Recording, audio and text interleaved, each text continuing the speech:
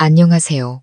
마음 쉼터에 오신 시청자 여러분. 오늘 들려드릴 이야기는 4살 딸아, 이가 늘 배가 아프다고 해서 몰래 병원에 데려갔더니 의사 선생님이 속삭였습니다. 아이에게 사탕을 준 사람은 짐승입니다. 당장 경찰에 신고하세요. 라는 한 어머니의 가슴 아픈 사연입니다.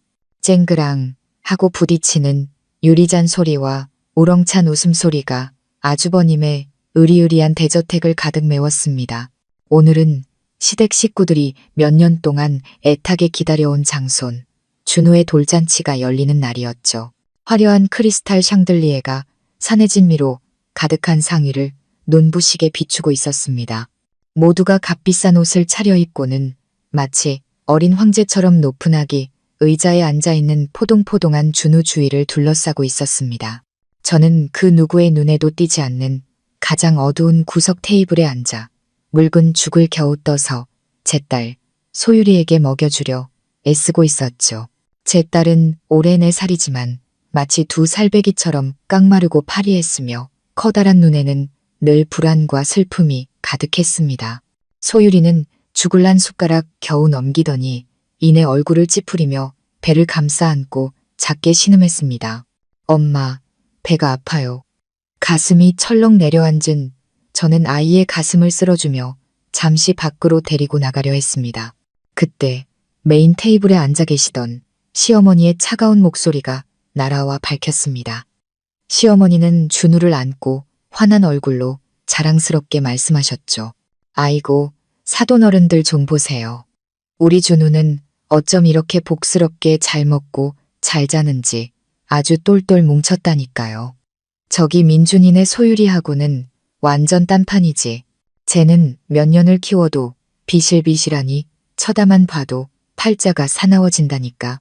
모든 시선이 저와 소유리에게로 쏠렸습니다. 혀를 차는 소리, 동정하는 눈빛, 그리고 노골적인 비웃음까지 얼굴이 불타는 듯 화끈거렸습니다. 제 남편 민준이는 형님 옆에서 와인잔을 부딪히며 서 있다가 어머니의 말을 듣고는 저를 귀찮다는 듯 획 쳐다보더니 이내 아무 일 없다는 듯 다시 웃으며 대화를 이어갔습니다. 남편은 늘 저런 식이었습니다. 아내와 자식의 감정보다는 집안 어른들 앞에서의 체면이 훨씬 더 중요한 사람이었죠. 시어머니는 준우를 아기 침대에 내려놓고 제게 다가오셨습니다. 그리고는 비단저고리 주머니에서 조잡한 비닐에 쌓인 검붉은색 사탕 하나를 꺼내셨죠.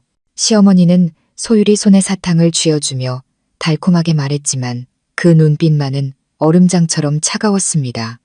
자, 이거 먹고 뚝 그쳐라. 오늘 내 사촌 오빠 좋은 날인데 재수없게 징징거려서 집안 분위기 망치지 말고. 소유리는 사탕을 받아들고는 눈을 살짝 빛냈습니다. 아이는 작은 목소리로 할머니에게 감사 인사를 하고는 껍질을 까서 바로 입에 넣었습니다. 배가 아프다는 아이에게 사탕을 주는 것이 마음에 걸렸지만 아이가 즐거워하는 모습을 보니 저도 모르게 입을 다물었습니다. 그래, 그래도 손녀라고 챙겨주시는 거겠지. 그냥 말투가 조금 거치실 뿐이야. 지난 4년간 저는 늘 그렇게 스스로를 위로해왔습니다. 하지만 그건 제 인생 최대의 착각이자 돌이킬 수 없는 어리석음이었습니다. 생일 축하 노래가 울려 퍼지고 모두가 잔을 높이 들며 축배를 외칠 때였습니다. 제 무릎에 앉아있던 소유리가 갑자기 몸을 뻣뻣하게 굳히며 배를 움켜쥐었습니다. 아이의 얼굴은 핏기 하나 없이 새파랗게 질려 있었죠. 아이는 비명 한 번 지르지 못했습니다. 그 대신 핏덩어리 같은 것들이 섞인 검고 끈적한 액체가 아이의 입에서 분수처럼 뿜어져 나왔습니다. 역한 냄새가 나는 그 액체는 바닥에 깔린 최고급 양탄자에 그대로 쏟아졌고 근처에 서 있던 고모님의 실크 원피스에도 튀었습니다. 시끄럽던 파티장은 순간 정적이 흘렀고 음악도 뚝 끊겼습니다. 남은 것은 제 딸의 가쁘고 힘겨운 숨소리뿐이었죠. 저는 극심한 공포에 휩싸여 덜덜 떨리는 손으로 휴지를 집어 아이의 입을 닦아주었습니다. 눈물이 쉴 새 없이 흘러내렸습니다. 소유라, 왜 그래? 소유라, 엄마 무섭게 하지 마. 제가 아이의 생사를 걱하며 미칠 것 같을 때 귓가에 천둥 같은 고함이 터져 나왔습니다. 남편 민준이었습니다. 그는 제게 달려왔지만 아이의 상태를 살피기 위함이 아니었습니다. 그는 바닥에 번진 비싼 양탄자의 얼룩을 노려보고 있었죠. 민준이는 분노로 얼굴이 시뻘개져서 소리쳤습니다. 세상에, 서연아, 너 애를 어떻게 보는 거야? 이거 형님이 외국에서 500만 원 넘게 주고 산 카펫인 거 몰라. 너 때문에 다 망쳤잖아. 저는 망연자실한 채 남편을 올려다보았습니다. 제 귀를 의심했습니다. 지금 자기 딸이 피를 토하며 쓰러져 가는데 가장 먼저 눈에 들어온 것이 고작 카펫이라니요. 옆에 서 있던 시어머니도 입술을 삐죽이며 코를 막았습니다. 마치 더러운 것을 쫓아내려는 듯 손을 휘휘 내저으며 역겹다는 듯 말했죠. 어우, 저 재수 없는 것. 아픈 티를 내도 꼭 저렇게 요란을 떤다니까. 남의 잔칫날에 꼭 초상을 치러요. 저것도 어디서 뭘 주워 먹고 와서 꾀병 부리는 거겠지. 맨날 설거지하기 싫어서 저러잖아. 내가 내 엄마 속셈을 모를 줄 알고. 그 잔인한 말들은 피 흘리는 제 심장에 밝히는 수천 개의 바늘 같았습니다. 저는 주위의 친척들을 둘러보았습니다. 방금 전까지 인자한 얼굴로 덕담을 나누던 그들은 이제 모두 싸늘하고 비난 가득한 눈빛으로 저와 제 딸을 바라볼 뿐이었습니다. 그 누구도 다가와 괜찮냐고 묻지 않았고 아무도 도움의 손길을 내밀지 않았습니다. 그 순간 저는 이 집안에서 제가 얼마나 철저히 혼자인지를 깨달았습니다. 가족의 정, 부부의 인연이라는 것이 바닥에 깔린 카펫 한 장보다도 못했던 겁니다. 저는 피가 나도록 입술을 깨물고 눈물을 삼켰습니다. 아무 말도 하지 않고 저는 소유리를 번쩍 안아 들었습니다. 내 살아있는 꽤 무거웠지만 그 순간 저는 이상할 정도로 힘이 솟았습니다. 카펫값을 물어내라며 저를 붙잡는 민준이의 팔을 거칠게 뿌리치고 저는 정문을 향해 똑바로 걸어나갔습니다. 너 어디가? 당장 형님한테 사과하고 와. 뒤에서 민준이가 소리쳤지만 저는 돌아보지 않았습니다. 차가운 밤바람이 뺨을 때렸지만 사람들의 마음보다 차갑지는 않았습니다. 제품에 안긴 소유리는 여전히 그 사탕 껍질을 손에 꽉 쥐고 있었습니다. 아이의 뜨겁고 가냘픈 숨결이 제 목에 닿았습니다. 저는 큰 길로 뛰쳐나가 택시를 잡았습니다. 미친 사람처럼 중얼거리면서요. 엄마가 미안해. 엄마가 미안해. 소유라. 엄마가 꼭 살려줄게. 밤늦은 국립어린이 병원은 불이 환했고 코를 찌르는 소독약 냄새에 속이 울렁거렸습니다. 소유리는 응급실로 실려 들어갔습니다. 저는 복도에 놓인 차가운 대기 의자에 웅크리고 앉아 두 손이 하얗게 질리도록 마주 잡았습니다. 잔치에 입고 갔던 제 원피스는 검은 토사물이 엉겨붙어 흉측했습니다. 꼭 지금의 제 인생처럼 말이죠. 저는 방금 전 민준이의 무심한 눈빛과 시어머니의 경멸, 어린 표정을 떠올렸습니다. 5년간의 결혼 생활 동안 저는 늘 참고 또 참았습니다. 진심을 다하면 언젠가 평화가 찾아올 거라 믿었습니다. 하지만 제가 얻은 것은 원인 모를 병에 시달리는 아이와 냉혹한 무관심뿐이었습니다. 응급실 문이 열리고 나이 지긋한 의사 선생님 한 분이 걸어 나왔습니다. 그의 표정은 너무나 심각해서 제 심장이 멎는 것 같았습니다. 저는 그에게 달려가 떨리는 목소리로 물었습니다. 선생님, 제 딸 아이가 괜찮은 건가요? 혹시 식중독인가요? 의사 선생님은 바로 대답하지 않았습니다. 그는 두꺼운 안경 너머로 저를 쏘아보듯 날카롭게 쳐다보았습니다. 그는 저에게 개인 진료실로 따라오라는 손짓을 하고는 문을 안에서 걸어 잠그기까지 했습니다. 그의 기이한 행동에 제 안의 공포는 극에 달했습니다. 진료실 안 소유리는 의식을 되찾고 병상에 누워 링거를 맞고 있었습니다. 저를 본 아이는 힘겹게 눈을 뜨고는 가냘픈 목소리로 속삭였습니다. 엄마, 할머니가 준 사탕 다 먹었는데 왜 아직도 배가 아파요? 할머니가 이거 먹으면 엄마가 기뻐하고 아빠한테 혼나지도 않을 거라고 했는데 아이의 순진한 말은 제 심장을 도려내는 비수와도 같았습니다. 숨이 멎을 듯 고통스러웠습니다. 이 바보 같은 아이는 그저 엄마를 기쁘게 해주고 싶어서 할머니가 주는 것을 억지로 먹어왔던 겁니다. 저는 아이의 차가운 손을 잡고 터져나오는 눈물을 참을 수 없었습니다. 옆에 서 있던 의사 선생님은 막 출력된 검사 결과지를 들고 있었습니다. 그의 손은 분노로 미세하게 떨리고 있었죠. 그는 심호흡을 한 번 하더니 한 글자 한 글자 힘주어 말했습니다. 어머님이 아이 친모 맞으시죠? 네, 제가 엄마입니다. 저는 떨면서 대답했습니다. 그는 검사 결과지를 책상 위로 던지며 붉은색으로 강조된 수치들을 손가락으로 가리켰습니다. 똑똑히 보세요. 이건 단순한 식중독이 아닙니다. 이건 중금속 중독, 구체적으로는 수은과 납 중독입니다. 혈중 농도가 허용치의 100배가 넘습니다. 제 귀가 멍멍해지고 세상이 빙빙 도는 것 같았습니다. 수은과 납이라니, 그런 맹독성 물질이 어떻게 제 어린 딸의 몸속에 있을 수 있단 말입니까? 저희는 깨끗한 아파트에 살고 저는 아이를 위해 물 한 잔도 정수기를 3번씩 거쳐 마시게 했습니다. 선생님, 혹시 뭔가 착오가 있는 건 아닐까요? 제 아이는 집에서 먹는 것 말고는. 저는 신락 같은 희망을 붙잡고 더듬거렸습니다. 의사 선생님은 저를 연민 어린 눈으로 바라보았습니다. 그는 목소리를 낮췄지만 그 안에는 단호함이 서려 있었습니다. 착오일 리 없습니다. 제가 이 일을 40년 했습니다. 아이의 내장 손상 정도와 뼈에 축적된 독소의 상태로 보아 장기간에 걸쳐 독극물에 노출된 것이 확실합니다. 최소 6개월 이상입니다. 그는 유리장으로 다가가 소유리에 위 세척액이 담긴 작은 병을 꺼내 들었습니다. 그 안에는 검붉은 가루들이 섞여 있었습니다. 그는 그것을 제 눈앞에 들어 보이며 말했습니다. 이거 낯익지 않으십니까? 주사라는 겁니다. 예전 사람들이 부적을 쓰거나 미신적인 의식을 치를 때 쓰던 수은을 함유한 맹독성 광물이죠.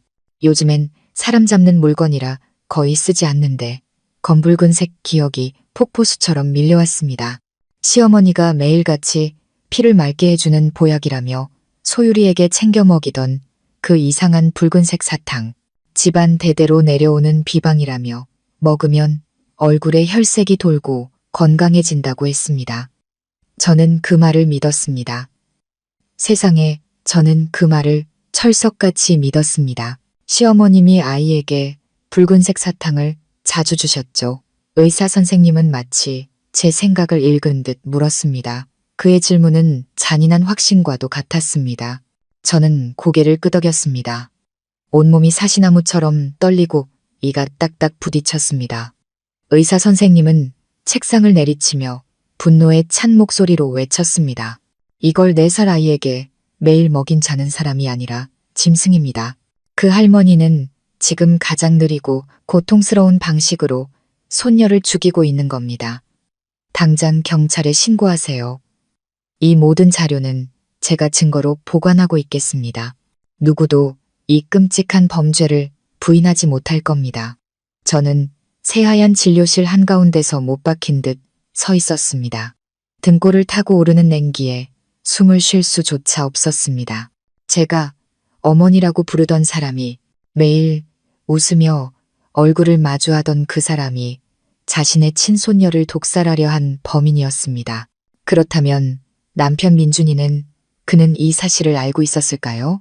아니면 그 역시 저처럼 속고 있었던 걸까요? 섬뜩한 생각에 몸서리쳤지만 저는 애써 그 생각을 지웠습니다. 아무리 호랑이라도 제 새끼는 잡아먹지 않는 법이니까요. 그가 아무리 무심해도 그렇게까지 잔인할 리는 없다고 믿고 싶었습니다. 저는 떨리는 손으로 민준이에게 전화를 걸었습니다. 길게 이어지는 통화 연결음이 이미 끊어질 듯 팽팽한 제 신경을 잡아당기는 것 같았습니다.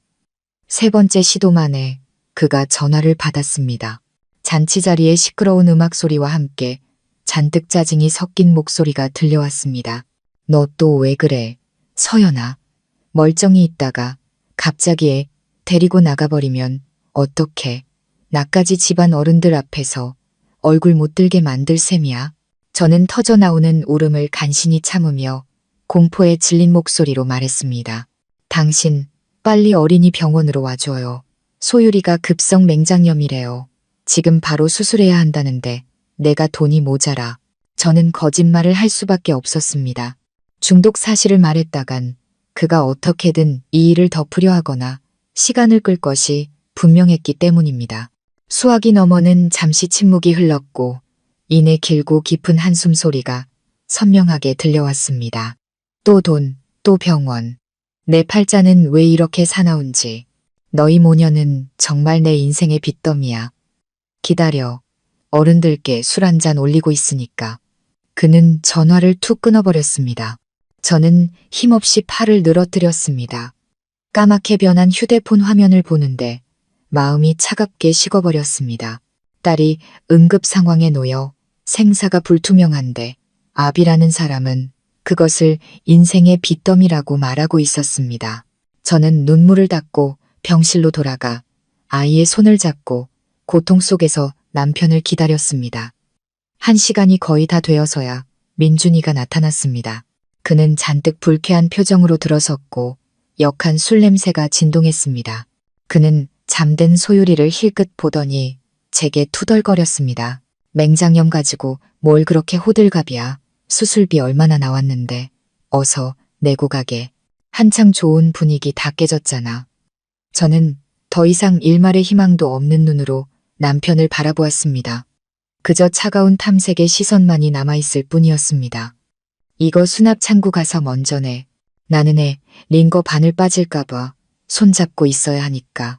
민준이는 수납 용지를 낚아채듯 받아들고는 욕설을 몇 마디 중얼거리더니 밖으로 나갔습니다. 저는 그의 모습이 복도 끝으로 사라지는 것을 기다렸다가 조심스럽게 아이의 손을 놓고 간호사에게 부탁했습니다. 선생님, 잠시만 아이 좀 봐주세요. 화장실 좀 다녀오겠습니다. 저는 민준이의 뒤를 몰래 쫓았습니다. 예상대로 그는 1층 수납 창구로 바로 가지 않았습니다. 그는 복도 끝에 있는 인적 드문 비상계단으로 향했습니다. 저는 조심스럽게 다가가 살짝 열린 무거운 철문 뒤에 몸을 숨겼습니다. 심장이 미친 듯이 뛰었습니다. 민준이의 목소리가 들려왔습니다. 더 이상 술에 취한 혀 꼬부라진 소리가 아니었습니다. 그의 목소리는 놀라울 정도로 냉정하고 다급했습니다. 어머니, 저예요. 잘 들으세요. 소율이 입원했어요. 그냥 배탈이 아니에요. 의사들이 혈액 검사를 하고 있는데 아무래도 뭔가를 의심하는 것 같아요. 저는 숨을 죽이고 문틈에 귀를 바싹 갖다 댔습니다. 동시에 휴대폰 녹음 버튼을 눌렀습니다. 민준이의 목소리는 더 낮아졌지만 고요한 계단 안에서는 마치 망치 소리처럼 크게 울렸습니다. 지금 당장 안방으로 가셔서 침대 밑에 있는 붉은 가루가 든 병, 변기에 다 쏟아버리고 물 내리세요. 흔적도 없이 없애버리세요. 제가 어떻게든 빨리 퇴원시킬 테니까 오래 입원하게 두진 않을 거예요. 서두르세요. 어머니, 손에 들고 있던 휴대폰을 떨어뜨릴 뻔했습니다. 그는 알고 있었습니다. 모든 것을 알고 있었습니다. 자기 어머니가 딸에게 그 맹독성 가루를 먹이고 있다는 사실을 알면서도 막지 않았습니다. 심지어 딸의 목숨이 경각에 달린 지금 아이를 구하는 대신 그 독약병을 지키는 것을 선택한 겁니다. 그 순간 제가 가졌던 사랑, 존경, 그리고 남아있던 일말의 부부의 정까지 물거품처럼 산산이 부서져 내렸습니다. 한때 제 모든 것이었던 남자는 사실 사람의 탈을 쓴 악마이자 제 딸을 죽이려 한 공범이었습니다. 저는 녹음을 중단하고 벽에 등을 기댄 채 주저앉았습니다. 눈물이 비 오듯 쏟아졌지만 소리는 내지 않았습니다. 목구멍까지 차오르는 절규를 참기 위해 피가 나도록 입술을 깨물었습니다. 지금 약해지면 안 돼. 내 딸은 이제 나밖에 기댈 사람이 없어. 저는 일어서서 눈물을 닦고 옷매무새를 가다듬었습니다. 그리고 비상계단 문을 등지고 섰습니다. 그 눈빛은 강철처럼 차갑고 단단했습니다. 이 순간부터 저 남자는 더 이상 내 남편이 아니다. 그는 나의 적이며 나는 적에게 결코 자비를 베풀지 않을 것이다. 저는 민준이가 올라오기 전에 병실로 돌아왔습니다. 잠시 후 그가 들어왔습니다. 어머니가 모든 것을 처리했을 거라 생각했는지 그의 표정은 한결 누그러져 있었습니다. 그는 수납 영수증을 테이블 위에 던지며 가식적인 목소리로 말했습니다. 처리됐어. 수술은 언제 한대? 에이, 그냥 집에 데려가자. 병원비만 비싸고 어머니가 지어주는 한약보다 효과가 있겠어? 한약이라는 두 글자를 듣는 순간 제 안에 피가 들끓었습니다. 하지만 저는 연기해야 했습니다. 시간을 벌기 위해 아무것도 모르는 아내 역할을 완벽하게 해내야 했습니다. 저는 걱정스러운 표정을 지어 보이며 말했습니다. 오늘 밤은 경과를 지켜봐야 한대요. 당신 집에 가서 애 옷이랑 얇은 이불 좀 가져다 줄래요? 여긴 에어컨 때문에 추워서 소율이가 집 이불 냄새가 나야 잠을 잘 자거든요. 민준이는 귀찮은 기색이 역력했지만 이내 고개를 끄덕였습니다. 유나는 알았어. 갔다 올게. 애 잘 보고 있어. 더 이상 일 만들지 말고. 그의 뒷모습이 사라지는 것을 보며 저는 안도의 한숨을 내쉬고는 즉시 누군가에게 전화를 걸었습니다. 그녀는 바로 김 여사님이었습니다. 시댁에서 3년 동안 일하시다가 2달 전 그릇 하나 깼다는 이유로 억울하게 쫓겨난 분이셨죠.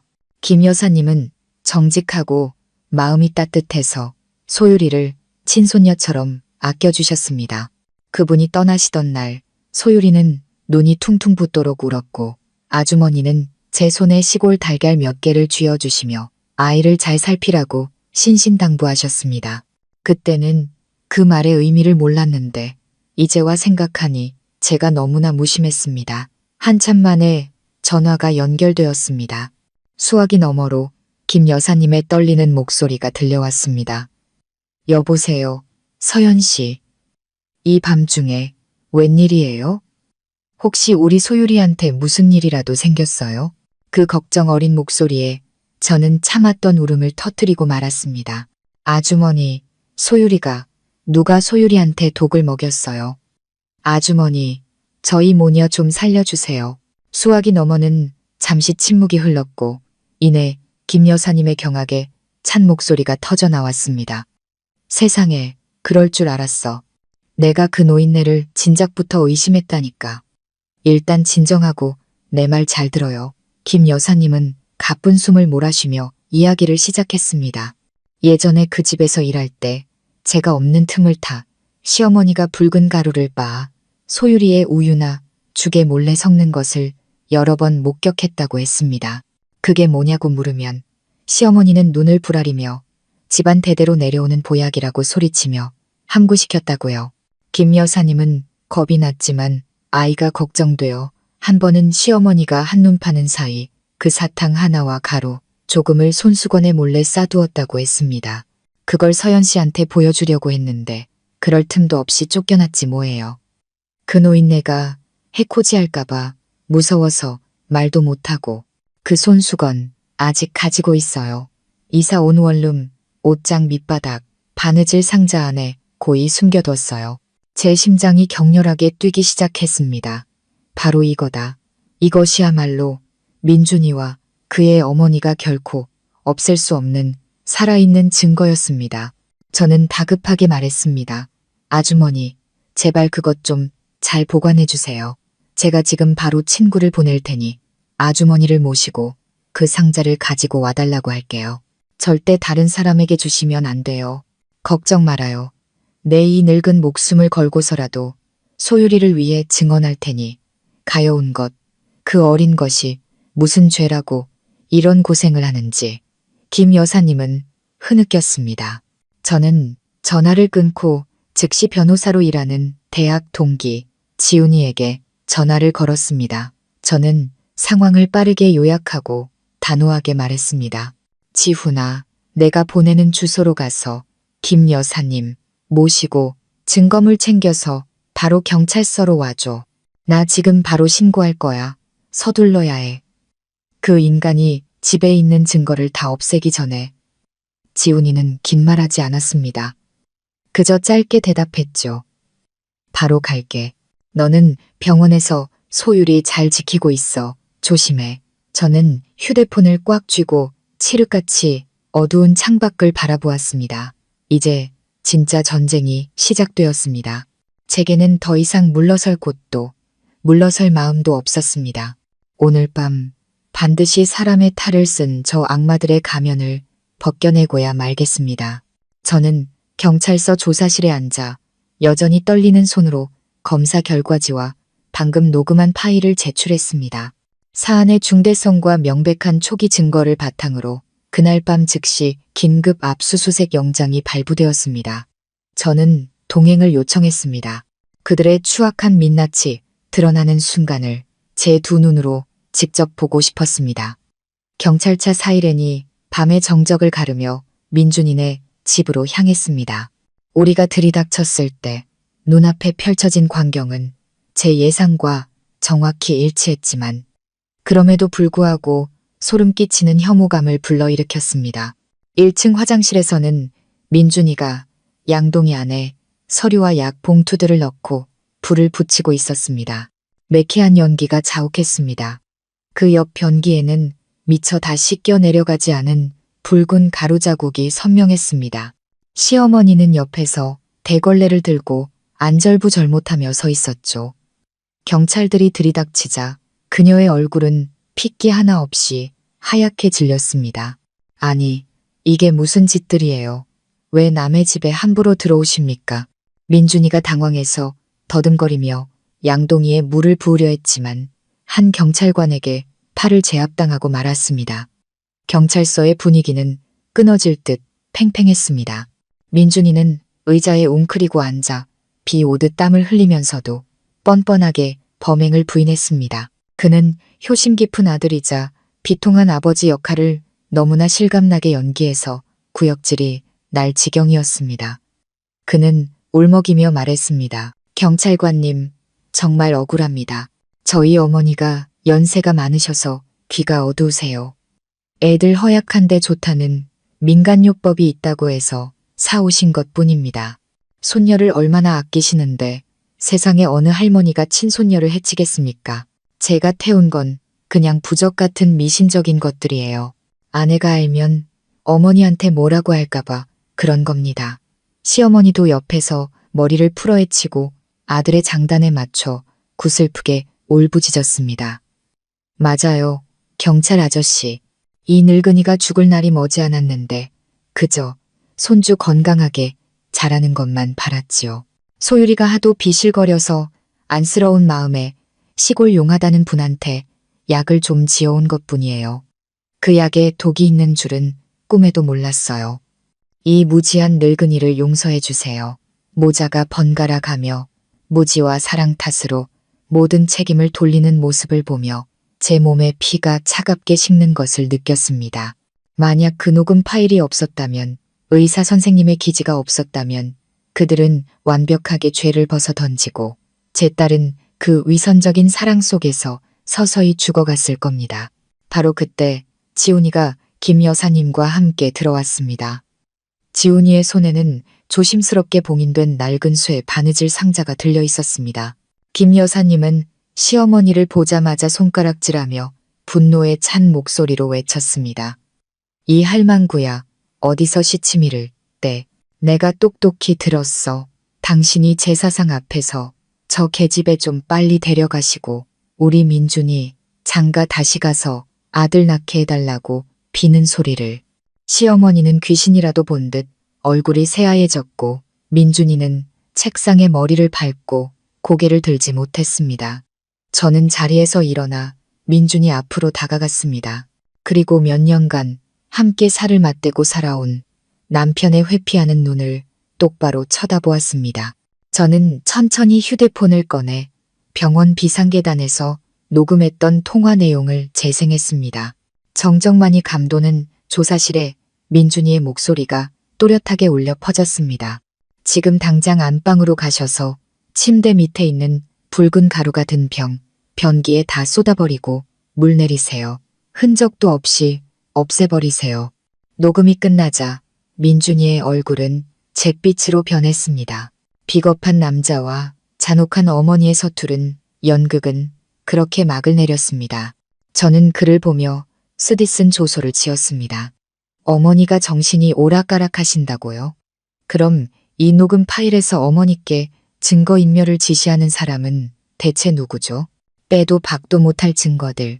즉시 성분 분석을 통해 고농도의 주사가 검출된 사탕, 증인의 증언, 그리고 아들의 잔인한 목소리가 담긴 녹음 파일 앞에서 시어머니는 완전히 무너져 내렸습니다. 그녀는 더 이상 울며 애원하지 않았습니다. 인자한 척하던 가면도 벗겨지고 그 자리에는 광기 어린 뒤틀린 얼굴만이 남아 있었습니다. 그녀는 갑자기 고개를 쳐들었습니다. 핏발이 선 눈으로 조사실 철창 너머의 저를 노려보았습니다. 그리고는 다 쉬어빠진 마치 상처 입은 짐승의 울음 같은 목소리로 소리쳤습니다. 그래, 내가 그랬다. 어쩔 거냐. 다 이 집안 잘 되라고 한 짓이다. 내 꼴을 좀 봐라. 시집와서 5년 동안 딸내미 하나 낳아놓고는 그것도 맨날 비실비실 알아눕기나 하고 우리 집안이 3대 독자 집안인데 내년 때문에 민준이 대해서 대가 끊기게 생겼다고. 저는 그 자리에 얼어붙었습니다. 쓰러지지 않기 위해 책상 모서리를 꽉 붙잡았습니다. 자신의 친손녀를 죽이려 한 이유가 이토록 잔인하고 낡아빠진 것이었다니요. 그녀는 침을 튀기며 계속해서 악담을 퍼부었습니다. 내가 용하다는 데 가서 다 물어봤다. 그년이 우리 집안 원수고 민준이 앞길을 막는 년이라고 했어. 그년이 이 집에 붙어 있어서 민준이 사업도 계속 그 모양 그 꼴인 거야. 그년을 서서히 앓다가 죽게 만들어야 집안에 아들 귀신이 들어와 태어날 수 있다고 했다고. 내가 그년한테 주사를 먹인 건 집안의 더러운 기운을 씻어내기 위해서였어. 우리 민준이 새로 장가가서 대를 이을 아들 낳겠다는데 내가 뭘 잘못했냐. 다 우리 가문을 위해서, 우리 조상님들을 위해서 한 일이다. 조사관부터 변호사인 지훈이까지 방 안의 모든 사람들은 이 여성의 무지하고 잔혹한 미신의 할 말을 잃었습니다. 그녀는 어린아이를 해친 것에 대해 조금의 죄책감도 느끼지 않았습니다. 그저 자신의 미친 계획이 실패한 것을 안타까워할 뿐이었습니다. 민준이는 방구석에서 머리를 감싸쥔 채 헝클어진 머리카락을 쥐어뜯고 있었습니다. 그는 어머니도 저도 차마 쳐다보지 못했습니다. 그 비겁한 모습은 시어머니의 광기보다 더 역겨웠습니다. 저는 철창 가까이 다가가 그녀의 눈을 똑바로 마주했습니다. 제 목소리는 이상할 정도로 차분했지만 그 안에서는 증오의 불길이 타오르고 있었습니다. 대를 이을 손자가 그렇게 원이셨어요? 제 딸이 재수 없는 원수라고요? 좋아요. 오늘 제가 그 소원 들어드리죠. 저는 민준이를 돌아보며 미리 서명해둔 이혼 서류를 그의 앞에 던졌습니다. 도장 찍어. 이제부터 소율이는 당신 집안 사람이 아니야. 내 딸이야. 오직 나만의 딸. 당신네 집안은 그 대단한 장손 타령이나 하면서 감옥에서 썩어 가시지. 그 말을 들은 시어머니는 길길이 날뛰었습니다. 저를 붙잡으려 철창으로 달려들었지만 경찰에게 제지당했죠. 네가 감히, 너는 우리 집 며느리야. 내 손주는 우리 집 핏줄이라고 내년 마음대로 데려갈 수 없어. 저는 그녀의 미친 절규를 뒤로하고 돌아섰습니다. 조사실을 나오며 칠흑 같은 밤하늘을 올려다보고 깊은 숨을 내쉬었습니다. 차가운 공기가 폐부 깊숙이 파고들었습니다. 다시 눈물이 흘렀지만 이번에는 해방감의 눈물이었습니다. 비록 끔찍했지만 진실을 알게 되었고 무엇보다 사람의 탈을 쓴 악마들의 소나기에서 제 딸을 지켜냈으니까요. 법적 싸움은 이제 시작이었지만 저는 결코 물러서지 않을 것을 알았습니다. 소율이를 위해서 저는 강철 같은 엄마가 될 것입니다. 의사 선생님으로부터 소율이가 첫 고비를 넘겼다는 소식을 듣자마자 저는 법원에 이혼 소장을 제출했습니다. 사건 소식은 빠르게 퍼져나갔지만 저를 가장 역겹게 만든 것은 시어머니의 잔혹함이 아니라 민준이의 태도였습니다. 그는 병원으로 달려왔지만 아버지로서의 죄책감이 아니라 막다른 길에 몰린 자의 분노를 품고 있었습니다. 민준이는 제가 밤새 간호하고 있는 회복실로 쳐들어왔습니다. 그는 애써 목소리를 낮췄지만 그 안에는 분노가 가득했습니다. 서연아, 너 지금 무슨 짓을 하는 거야? 우리 집안 사람들 다 죽일 셈이야. 어머니는 이미 구속됐잖아. 뭘 더 바라서 이혼 소송까지 해? 저는 눈앞에 서 있는 남자를 바라보았습니다. 구겨진 셔츠와 잠 못 자 퀭한 눈. 하지만 그 어디에서도 병상에 누운 딸을 향한 안타까움은 찾아볼 수 없었습니다. 그는 오직 자신의 헛된 명예와 안위만을 걱정하고 있었습니다. 저는 아이의 작은 손을 꼭 잡은 채 차갑게 대답했습니다. 나는 내 딸이 살기를 바라. 살인자 집안인 당신 내 가족과 모든 연을 끊고 싶어. 그러니 도장 찍어.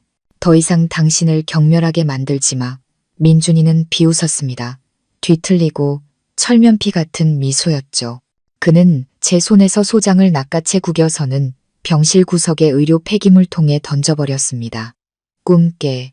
절대 이혼 안 해줘. 네가 뭔데 지금 이혼을 요구해? 내가 이렇게 어려울 때 나 버리고 다른 놈 만나러 가려는 거지? 그의 뻔뻔함에 피가 거꾸로 솟는 것 같았습니다. 그는 제 얼굴에 바싹 다가와 담배 냄새와 위협이 섞인 숨을 내뿜었습니다. 네가 계속 이런 식으로 나오면 나도 널 허위사실 유포랑 아동방임으로 맞고소할 거야.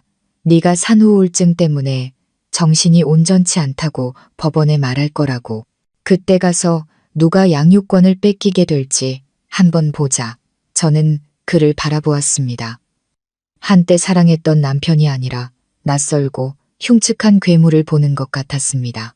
저는 담담하게 휴대폰을 꺼내 천장에 달린 CCTV의 깜빡이는 붉은 불빛을 가리켰습니다. 계속 연기해봐, 민준 씨. 법원에서 아주 좋아하겠네. 자기 엄마한테 독살당할 뻔한 딸의 병상 앞에서 아내를 협박하는 아버지의 모습. 아주 볼만하겠어. 민준이는 CCTV를 올려다보더니 얼굴색이 급격히 변했습니다. 시뻘겋던 얼굴이 새하얗게 질렸죠.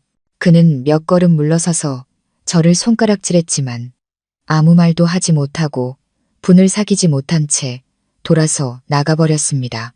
그의 뒷모습을 보며 저는 이 싸움이 이제 막 시작되었으며 단 한순간도 약해져서는 안 된다는 것을 알았습니다. 다음 날 아침 지훈이가 다급한 목소리로 전화를 걸어왔습니다. 충격적이지만 그리 놀랍지는 않은 소식이었습니다. 지훈이가 말했습니다. 서연아, 마음 단단히 먹어. 민준이가 재산 빼돌리고 있어. 방금 확인했는데 너희 부부가 사는 아파트 자기 누나 명의로 이전하려고 수속 밟고 있대. 저는 그 자리에 얼어붙었습니다. 손에 들고 있던 죽 숟가락이 그릇 위로 떨어지며 쨍하는 소리를 냈습니다. 그 아파트는 우리 부부의 피땀이 섞여 있었지만 대부분은 결혼할 때 저희 부모님이 보태주신 돈과 제가 몇 년간 악착같이 모은 돈으로 마련한 것이었습니다. 그는 이미 자신의 퇴로를 마련해 두고 있었던 겁니다. 자기 가족의 돈주머니를 지키기 위해 저와 제 딸을 길거리로 내쫓을 준비를 하고 있었던 거죠. 그뿐만이 아니었습니다. 지훈이는 청천벽력 같은 소식을 하나 더 전했습니다. 내 명의로 된 자동차도 중고차 사이트에 헐값으로 급매물로 내놨어. 현금이 필요한 거야, 서연아. 시어머니 합의금이나 변호사 비용으로 쓰려는 거겠지. 저는 분노로 온몸이 떨렸습니다. 배신감이 극에 달했습니다. 지난 5년간 저는 그의 월급에 단 한 번도 관여한 적이 없었습니다. 그가 큰일을 위해 어머니께 맡겨둔다고 했을 때도 저는 그를 믿었습니다.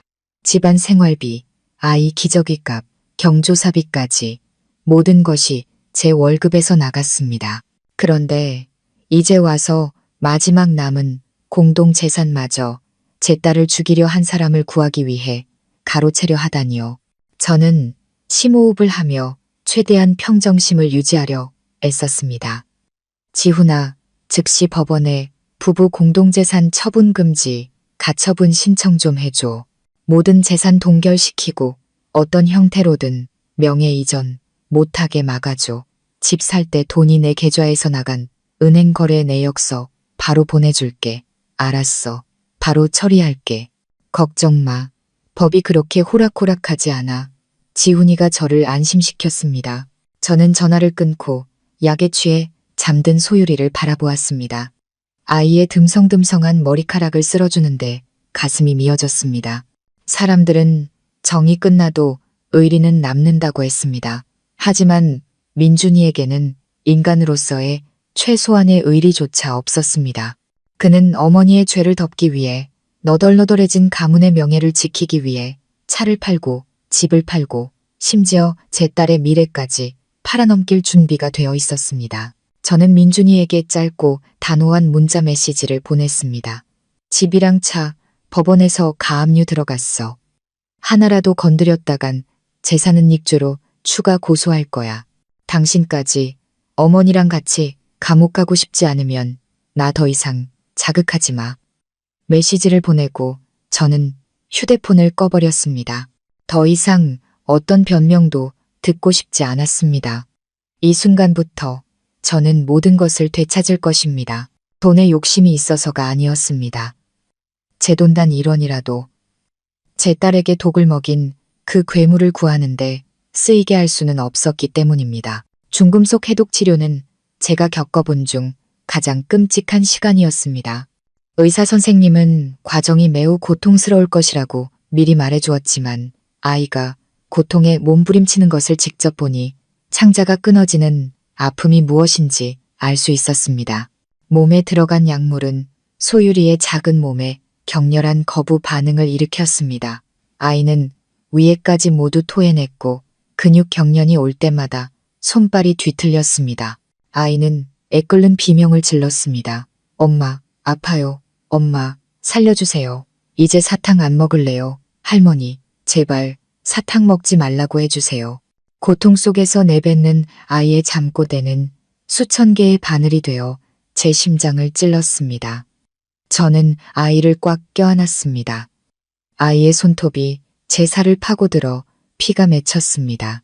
제 눈물은 아이의 땀과 뒤섞여 베개를 흠뻑 적셨습니다.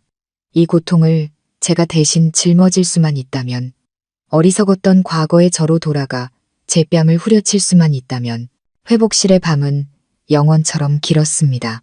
기계에 삐, 삐 하는 소리는 차갑게 울렸고 소독약 냄새에 숨이 막혔습니다. 저는 침대 옆에 앉아 주삿바늘 자국으로 멍든 아이의 작은 손을 잡았습니다. 제 마음은 점점 무뎌졌고 슬픔은 돌처럼 단단한 징으로 변해갔습니다. 저는 파리하고 헬쑥해진 딸의 얼굴을 보며 마음속으로 굳게 맹세했습니다. 나는 절대로 용서하지 않을 것이다. 그들이 무릎 꿇고 피가 나도록 빌어도 죽었다 살아나도 나는 결코 용서하지 않겠다. 가끔 소율이가 정신을 차릴 때면 아이는 눈물이 그렁그렁한 눈으로 저를 보며 속삭였습니다. 엄마, 아빠는 어디 갔어요? 왜 아빠는 나 보러 안 와요? 내가 고모부 카펫 더럽혀서 아빠가 화난 거예요. 아이의 순진한 질문에 저는 터져나오는 울음을 삼키기 위해 고개를 돌려야 했습니다. 저는 차마 아이에게 말할 수 없었습니다. 내 아빠는 지금 차를 팔고 엄마의 죄를 덮어줄 변호사를 구하고 너를 이렇게 만든 할머니를 빼내기 위해 바쁘다고 말입니다. 저는 아이를 보며 돌아섰습니다. 스디쓴 미소가 지어졌습니다. 아빠는 멀리 출장 가셨어. 여기엔 엄마가 있으니까 괜찮아. 우리 둘만 있으면 돼. 아무도 필요 없어. 우리 소율이는 얼른 낫기만 하면 돼. 엄마가 너 데리고 아주 멀리 아무도 널 아프게 하지 않는 곳으로 갈게. 그 하얀 밤들 속에서 민준이를 향한 제 사랑은 완전히 죽어버렸습니다. 딸의 고통이라는 불길 속에서 제가 되어 사라졌습니다. 남은 것은 상처투성이 심장을 가진 한 엄마뿐이었습니다. 연약한 새끼를 지키기 위해 기꺼이 맹수가 될 준비가 된 엄마 말입니다. 법적 절차는 시간이 걸리고 시댁의 뻔뻔함을 막기에는 역부족이라는 것을 깨달은 저는 여론의 힘을 빌려 정의를 되찾기로 결심했습니다. 저는 기자로 일하는 친구에게 연락해 병원 진료 기록 전체와 수은 및 주사 양성 반응이 나온 검사 결과, 그리고 민준이가 어머니에게 증거 인멸을 지시하는 녹음 파일을 모두 넘겼습니다. 다음 날 아침 충격적인 제목의 장문 기사가 주요 언론사 홈페이지 메인을 장식했고 순식간에 SNS를 통해 퍼져나갔습니다. 충격. 손주 낳으려는 미신 때문에 4살 손녀에게 맹독성 주사 먹인 시어머니, 친아들은 범행 은폐에만 급급. 이 기사는 아동학대 문제에 민감한 여론에 터진 원자폭탄과도 같았습니다. 수천 건의 공유, 수만 개의 분노에 찬 댓글이 폭포수처럼 쏟아졌습니다. 네티즌들은 순식간에 민준이네 가족의 신상을 파헤쳤습니다. 시어머니와 민준이의 사진이 온갖 끔찍한 저주와 함께 인터넷에 퍼졌습니다. 제 휴대폰이 미친 듯이 울렸습니다. 민준이었습니다. 저는 액정에 뜬 이름을 보고 차갑게 웃으며 전화를 받았습니다. 그리고 녹음을 위해 스피커폰으로 전환했죠. 수화기 너머로 민준이의 광기 어린 고함이 터져 나왔습니다. 너 미쳤어, 서연아?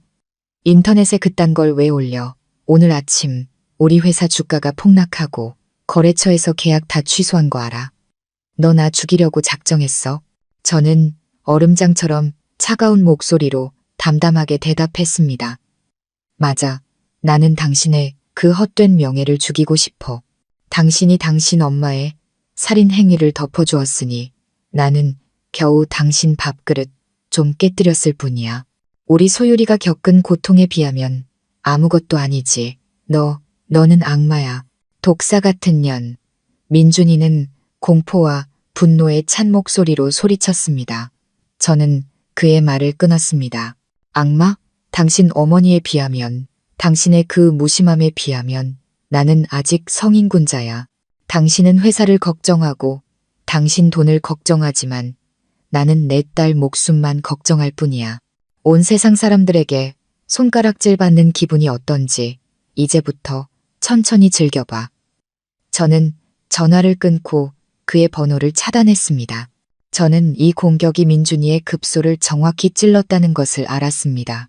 체면과 돈을 목숨처럼 여기는 그에게 사회적 지탄과 경력의 상실은 죽음보다 더한 고통일 테니까요.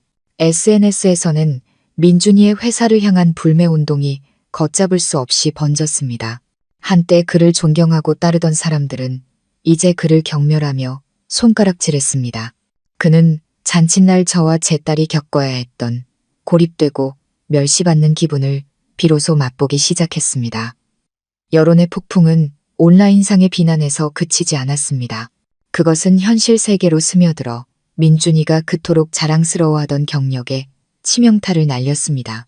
다음 날 아침 저는 지훈이로부터 민준이의 회사 이사회가 긴급 소집되었다는 소식을 들었습니다. 불리한 증거를 다수 확보한 아내로서 저는 남편의 결말이 이미 정해졌음을 직감했습니다. 예상대로 정오 무렵 민준이에게서 전화가 왔습니다. 이번에는 어제와 같은 분노의 고함이 아니었습니다. 실패자의 떨리고 원망 가득한 목소리였죠. 서연아, 이제 만족해? 나 해고당했어. 회사에서 나를 길거리게 쫓아내듯 내쫓았다고. 네가 내 인생을 완전히 끝장냈어. 저는 소율이에게 죽을 먹여주고 있었습니다. 그 말을 듣는 순간 제 손이 잠시 멈칫했지만 이내 다시 숟가락을 아이의 입으로 가져갔습니다. 저는 담담하게 대답했습니다. 당신이 해고당한 건 나 때문이 아니라 당신의 그 저열한 인격 때문이야. 자기 자식을 독살하려는 행위를 감싸주는 사람이 어떻게 다른 사람들을 이끌 자격이 있겠어? 주주들은 바보가 아니야. 민준 씨. 닥쳐, 이 악독한 년. 민준이가 전화기 너머로 헐떡이며 소리쳤습니다. 나 이제 직장도 없어. 은행에 차 할부금이랑 카드가 빚만 쌓였다고. 어머니는 구치소에 계시고 너나 죽는 꼴 보고 싶어서 이러는 거지. 저는 희미하게 웃었습니다. 조금의 기쁨도 없는 웃음이었습니다. 민준 씨, 소율이가 피를 토하며 쓰러져 있을 때 당신이 딸 목숨보다 카펫을 더 걱정했던 거 기억나? 그때 당신이 딸을 죽음으로 몰고 있다는 생각은 안 해봤어? 이제 당신이 직장을 잃고 명예를 잃은 건 너무나도 값싼 대가야. 사회의 경멸, 친구들의 외면, 빚쟁이들의 독촉을 한번 겪어봐. 그래야 우리 소율이가 겪은 고통의 100만 분의 1이라도 이해할 수 있을 테니까. 저는 그 비겁한 남자의 하소연을 더 이상 듣고 싶지 않아 전화를 끊었습니다. 그날 오후 인터넷에 민준이의 사진이 떠돌았습니다. 그는 개인 물품이 담긴 종이, 상자를 들고 회사 건물을 나오고 있었습니다. 주위에는 사람들이 그를 향해 손가락질하며 동영상을 찍었고 어떤 이는 물병을 던지며 욕설을 퍼붓기도 했습니다. 민준이는 고개를 푹 숙인 채 황급히 걸어갔습니다. 늘 단정하고 세련됐던 모습은 온데간데 없고 초라하고 수치스러운 모습만이 남아 있었습니다. 그 광경을 보면서 저는 통쾌함보다는 텅 빈 공허함을 느꼈습니다. 한때 제가 사랑했고 평생의 의지처가 될 것이라 믿었던 남자가 이제 이토록 비참한 지경에 이르렀습니다. 하지만 저는 마음 약해져서는 안 된다는 것을 알았습니다. 민준이의 몰락은 그가 더 이상 우리 모녀를 해칠 수 없게 만들기 위해, 그리고 너무 늦었지만 그에게 책임감과 양심이라는 교훈을 가르치기 위해 반드시 필요한 과정이었습니다. 민준이가 무너지자 저는 그 가족이 이제 물러설 것이라고 생각했습니다. 하지만 저는 큰 착각을 하고 있었습니다. 민준이와 시어머니 뒤에는 그들 못지않게 위험한 인물, 바로 시아버지가 버티고 있다는 사실을 잊고 있었던 겁니다. 그는 늘 침묵했지만 속이 깊고 음흉한 가장이었습니다. 항상 모든 일의 방관자인 척했지만 실은 뒤에서 모든 것을 조종하는 사람이었죠. 다음 날 아침 소율이가 입원한 병원 앞이 이상하게 소란스러웠습니다. 창밖을 내다보니 웬 노인 한 명을 중심으로 사람들이 웅성거리고 있었습니다. 시아버지였습니다. 그는 소리치거나 욕하지 않았습니다. 대신 땅바닥에 털썩 주저앉아 삐뚤빼뚤한 글씨로 쓴 피켓을 들고 있었습니다. 불쌍한 하랩이 손녀 한번 만나게 해주시오. 하늘이시여, 이 억울함을 풀어주소서. 그는 비통하게 울부짖으며 휴대폰으로 라이브 방송까지 하고 있었습니다. 그는 목이 맨 목소리로 사람들에게 호소했습니다. 우리 집사람이 늙고 정신이 없어서 손녀가 하도 허약하니까 용하다는 사람 말만 듣고 보약을 먹인 건데 이렇게 될 줄 누가 알았겠습니까? 저희 며느리가 저희 집이 가난한 걸 무시하더니 이제는 이를 부풀려서 제 아내를 살인자로 만들었습니다. 이제는 제가 손녀 한번 만나는 것조차 말고 천륜을 끊으려 합니다. 여러분, 저는 늙었습니다. 죽기 전에 손녀 얼굴 한번 보는 게 소원입니다. 그의 처절한 연기는 너무나 실감나서 눈물과 노인에게 약한 여론을 움직이기 시작했습니다. 구경하던 사람들은 수군거리며 오히려 저를 비난하기 시작했죠. SNS에서도 여론이 조금씩 바뀌기 시작했습니다. 도망가는 사람을 쫓지는 않는 법인데 저렇게 불쌍한 노인에게 너무 심하게 구는 것 아니냐. 오해일 수도 있지. 설마 할아버지가 손녀를 해치려고 했겠어. 저 며느리도 보통은 아닌 것 같네. 사람이 어려울 때 아주 밟아버리는구만. 저는 위층에서 그 광경을 내려다보며 손가락 마디가 하얗게 될 정도로 창틀을 꽉 쥐었습니다. 역겨움이 목구멍까지 차올랐습니다. 그는 자신의 늙음과 명예까지 팔아가며 뻔뻔하게 진실을 왜곡하고 있었습니다. 가해자를 피해자로, 저를 악독한 며느리로 만들면서요. 그는 이 싸움에서 대중의 동정을 얻는 자가 이긴다는 것을 정확히 알고 있었습니다. 그리고 자신의 약하고 불쌍한 외모를 무기로 사용하고 있었죠. 병상에서 그림을 그리던 소율이가 제 긴장한 모습을 보고 물었습니다. 엄마, 밖에서 누가 저렇게 크게 울어요? 할아버지예요. 저는 돌아서서 아이를 안심시키려 애써 미소를 지었습니다. 아니야, 우리 딸. 그냥 사람들이 영화 찍나 봐. 신경 쓰지 말고 계속 놀아. 저는 더 이상 침묵할 수 없다는 것을 알았습니다. 제가 입을 열지 않으면 진실은 저 악어의 눈물에 묻혀버릴 것이었습니다. 그가 더러운 언론 플레이를 원한다면 저는 그에게 적나라한 진실의 힘이 무엇인지 보여줄 참이었습니다. 저는 흥분한 군중들 앞에서 시아버지와 싸우거나 악성 댓글에 일일이 대응하지 않았습니다. 대신 가장 차갑고 치명적인 방식으로 반격하기로 했습니다. 저는 지훈이에게 전화해 그동안 숨겨왔던 동영상 파일을 하나 보냈습니다.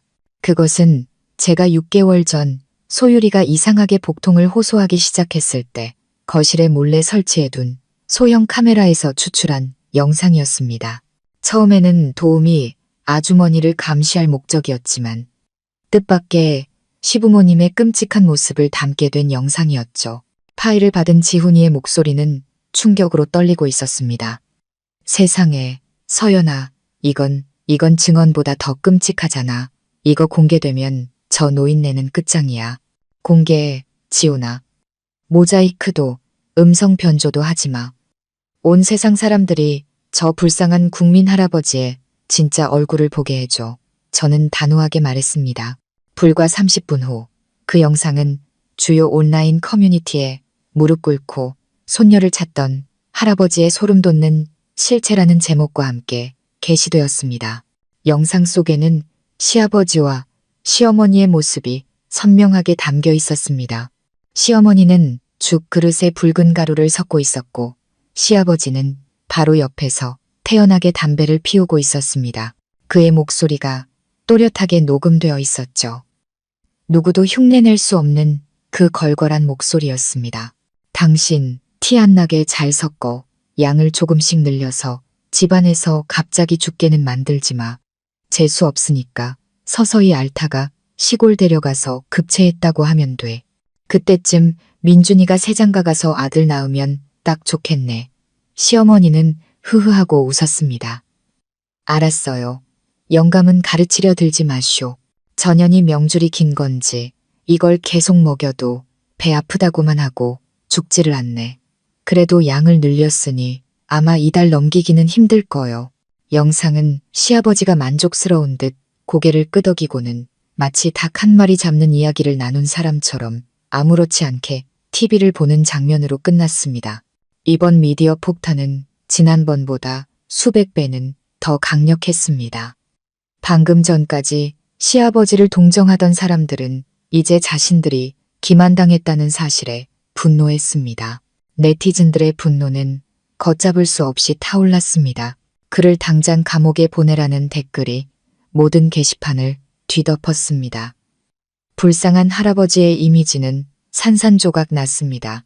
병원 앞에서 연극을 하던 시아버지는 소식을 듣고 얼굴이 새하얘지더니 주위 사람들의 분노에 찬 시선과 날아드는 쓰레기를 피해 황급히 도망쳤습니다.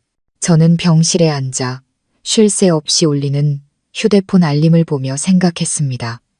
진실은 언제나 가장 날카로운 무기다. 당신들은 잠시 몇 사람을 속일 수는 있겠지만 영원히 모든 사람을 속일 수는 없다. 1심 재판이 열리던 날 하늘에서는 장대비가 쏟아졌습니다. 잿빛 하늘은 법정 안에 무거운 공기만큼이나 무겁게 내려앉아 있었습니다. 저는 단정한 검은색 옷을 입고 원고석에 앉아 변호사인 지훈이의 손을 꽉 잡고 겨우 버티고 있었습니다. 법정으로 들어서는 시어머니는 무척 수척해져 있었습니다. 백발이 된 머리는 푸석했고 눈은 퀭하게 들어가 있었죠. 하지만 저를 보자 그녀의 눈에는 여전히 후회 대신 증오가 번뜩였습니다. 민준이는 방청석에 고개를 푹 숙이고 앉아 어깨를 떨고 있었습니다. 누구도 쳐다볼 용기가 없어 보였습니다. 시아버지는 인터넷에서 정체가 탄로난 충격으로 병석에 누웠다며 불출석했습니다. 시어머니 측 변호사는 그녀가 미신에 빠져 판단력이 흐려졌고 고령의 건강이 좋지 않다는 점을 들어 선처를 호소했습니다. 그는 시어머니가 잘못된 방식으로 손주가 잘 되기를 바랐을 뿐 비열한 살인 의도는 없었다고 주장했습니다. 하지만 지훈이는 단호하게 반박했습니다. 그는 치사량에 이르는 수은 농도에 대한 의학적 증거, 계획적으로 장기간에 걸쳐 이루어진 범행, 그리고 특히 시부모가 냉정하게 범행을 모의하는 영상 증거를 제출했습니다. 저는 증인석에 섰습니다. 재판부 앞에서 저는 심호흡을 하며 터져나오는 울음을 참고 한 엄마의 고통을 토해냈습니다. 존경하는 재판장님, 제 딸은 이제 겨우 4살입니다. 누구에게도 해를 끼칠 줄 모르는 아이입니다. 그런데 친할머니라는 사람이 매일, 매시간 아이에게 독을 먹였습니다.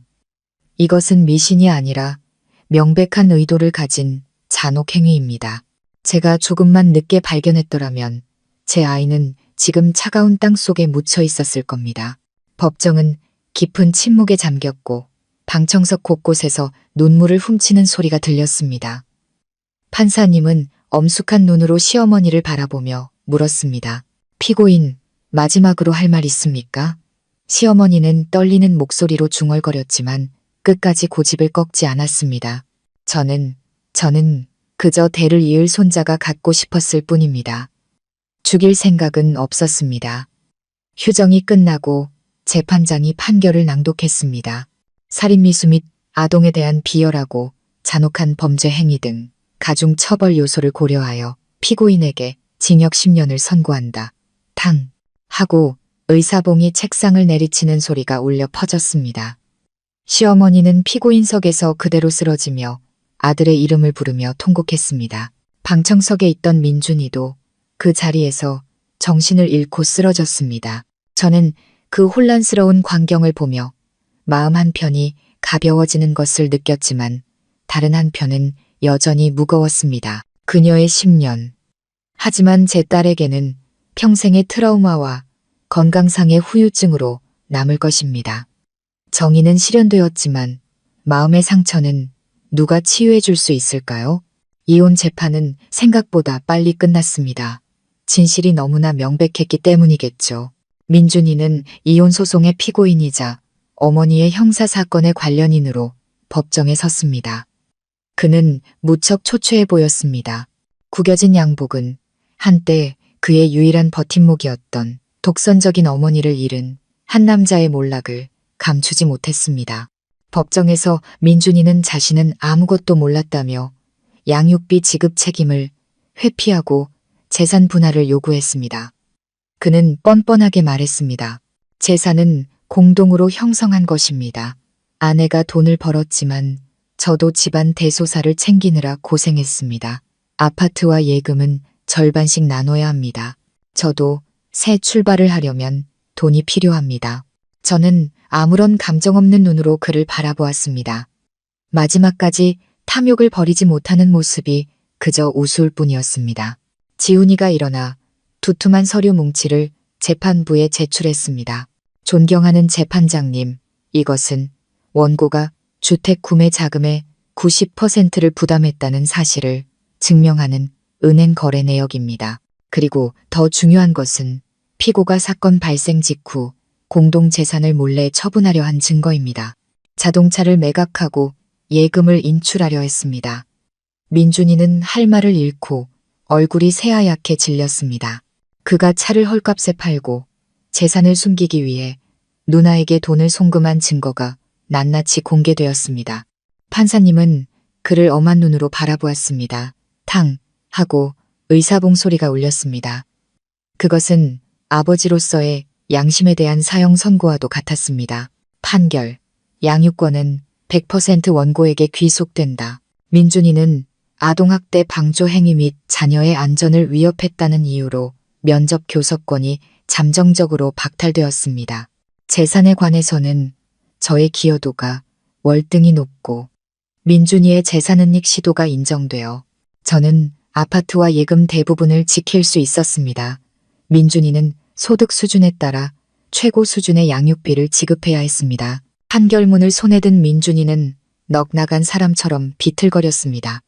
그는 공식적으로 빈털터리가 되었습니다. 어머니를 위해 뒷돈을 쓰느라 빚더미에 앉았고 이제는 무거운 양육비 부담까지 떠안게 된 것입니다. 법원 문을 나설 때 민준이가 제 앞을 막아섰습니다. 더 이상 예전의 기세등등한 모습은 없었습니다. 비굴함만이 남아있었죠. 서연아, 이렇게까지 해야겠어. 이건 날 막다른 길로 모는 거잖아. 난 이제 돌아갈 집도 없고 어머니는 감옥에 가셨어. 네가 어떻게 날 길거리에 나앉게 할 수 있어. 돈 조금만 돌려주라. 5년간 부부로 산 정을 생각해서라도 저는 그의 눈을 똑바로 쳐다보며 차갑게 웃었습니다. 부부의 정은 당신이 어머니한테 독약병을 없애라고 말하던 그날 밤에 이미 죽었어. 민준 씨. 이 돈은 소율이 미래를 위해 아이 건강을 되찾아주기 위해 쓸 거야. 당신은 손발 멀쩡하잖아. 알아서 벌어먹고 살아. 그게 당신이 치러야 할 대가야. 저는 그를 지나쳐 갔습니다. 뒤에는 정의와 인과응보라는 뜨거운 햇볕 아래 무너져 내리는 한 실패한 남자가 남아 있었습니다. 재판이 끝나고 제가 가장 먼저 한 일은 예전에 살던 집을 파는 것이었습니다. 5년간 행복을 가꾸던 곳이었지만 이제는 집안 구석구석 시어머니와 독약 사탕의 악몽이 서려 있었습니다. 제 딸이 그런 끔찍한 기억으로 가득한 공간에서 자라게 할 수는 없었습니다. 저는 약간의 손해를 감수하고 집을 서둘러 처분했습니다. 그 돈과 남은 예금을 합쳐 저는 보안이 좋고 녹지가 많으며 아이들을 위한 놀이시설이 잘 갖춰진 고급 아파트를 새로 구입했습니다. 새 집으로 이사하던 날 소율이는 신이 나서 방방 뛰어다니며 웃음을 터뜨렸습니다. 엄마, 새 집 너무 예뻐요. 여기는 할머니가 사탕 먹으라고 안 하죠. 아이의 순진한 질문에 마음이 아팠지만 동시에 더 굳건한 힘을 얻었습니다. 저는 아이를 꼭 안아주며 속삭였습니다. 그럼 우리 딸, 여기는 엄마랑 너, 그리고 즐거운 일들만 있을 거야. 이제 아무도 널 아프게 할 수 없어. 삶은 점차 제 궤도를 찾아갔습니다. 소율이는 심리적으로 안정되고 아이들을 사랑하는 선생님들이 있는 국제 유치원에 다니기 시작했습니다. 아이는 다시 혈색이 돌았고 웃음에서는 두려움이 사라졌습니다. 저도 무역회사에 복직했습니다. 바쁜 일상은 과거의 아픔을 잊게 해주었습니다. 하지만 평화는 오래가지 않았습니다. 어두운 그림자가 다시 들이오기 시작한 것입니다. 그날 밤 두 모녀가 깊이 잠들었을 때 새벽 2시에 휴대폰이 요란하게 울렸습니다. 저는 깜짝 놀라 잠에서 깼습니다. 액정에 뜬 낯선 번호를 보며 불길한 예감에 휩싸였습니다. 망설이다 전화를 받았지만 수화기 너머는 아무 소리도 들리지 않았습니다. 오직 거칠고 힘겨운 숨소리만이 고요한 밤중에 규칙적으로 들려왔습니다. 소름이 돋았습니다. 여보세요. 누구세요? 저는 애써 강한 척 소리쳤습니다. 상대는 여전히 말이 없었습니다. 숨소리는 점점 더 거칠어졌고 이내 광기 어린 크크거리는 웃음소리가 들리더니 전화가 툭 끊겼습니다. 저는 벌떡 일어나 앉았습니다. 등줄기에는 식은땀이 흘렀습니다. 저는 과거의 악몽이 아직 우리 모녀를 놓아주지 않았다는 것을 알았습니다. 옆에서 자던 소율이가 뒤척이며 잠꼬대를 했습니다. 때리지 마세요. 저는 아이를 꼭 껴안아 다독였지만 제 눈은 어둠 속에서 번뜩이고 있었습니다. 이 전화 뒤에 누가 있는지 저는 똑똑히 알고 있었습니다. 그들은 제 정신을 갉아먹고 저를 공포 속에 살게 하고 싶어 했습니다. 하지만 그들은 착각하고 있었습니다. 오늘의 저는 더 이상 과거의 유약한 며느리가 아니었으니까요. 한밤중의 전화는 비열한 괴롭힘의 서막에 불과했습니다. 며칠 후 소율이를 유치원에 데려다 주려고 현관문을 열었을 때 저는 그 자리에 얼어붙었습니다. 고급스러운 갈색 나무문에는 누군가 뿌린 붉은색 페인트가 피처럼 흘러내리고 있었습니다. 그리고 그 위에는 삐뚤빼뚤한 글씨가 적혀 있었죠. 불효 막심한 년, 피해 대가를 치러라. 아파트 경비 아저씨가 얼굴이 새하얘져서 달려와 연신 죄송하다며 CCTV를 확인해서 범인을 찾겠다고 약속했습니다. 하지만 저는 이 짓을 한 자들이 철저히 위장했을 거라는 사실을 알고 있었습니다. 저는 붉게 번진 글씨를 보며 두려움보다는 경멸감을 느꼈습니다. 민준이와 그의 가족은 절망 속에서 발버둥 치고 있었던 겁니다. 법적으로는 저를 어쩔 수 없으니 이런 저급한 양아치들의 수법을 쓰고 있는 것이죠. 여기서 그치지 않았습니다. 그날 오후 아이를 데리러 갔을 때 제 차의 타이어 4개가 모두 날카롭게 찢겨 있었습니다. 펑크난 타이어들은 주차장 바닥에 힘없이 주저앉아 있었습니다. 최근 들어 소유리의 유치원 주변에는 문신을 한 낯선 남자들이 어슬렁거리며 쉬는 시간마다 운동장을 힐끔거린다는 이야기도 들려왔습니다. 유치원 선생님이 걱정스러운 목소리로 제게 알려주었습니다. 어머님, 요즘 이상한 사람들이 와서 소유리에 대해 자꾸 물어봐요. 가족인데 데리러 왔다고 해서 저희가 절대 안 된다고 돌려보냈어요. 조심하셔야 할 것 같아요. 심장이 쿵 내려앉았습니다. 감히 내 아이를 건드려 제 인내심은 한계에 다다랐습니다. 저는 즉시 전문 경호원 2명을 고용해 소유리의 등하원을 맡겼고 집 앞과 차 안에도 몰래카메라를 추가로 설치했습니다. 그날 밤 낯선 번호로 문자 메시지가 왔습니다. 내용은 짧았지만 노골적인 협박이었습니다.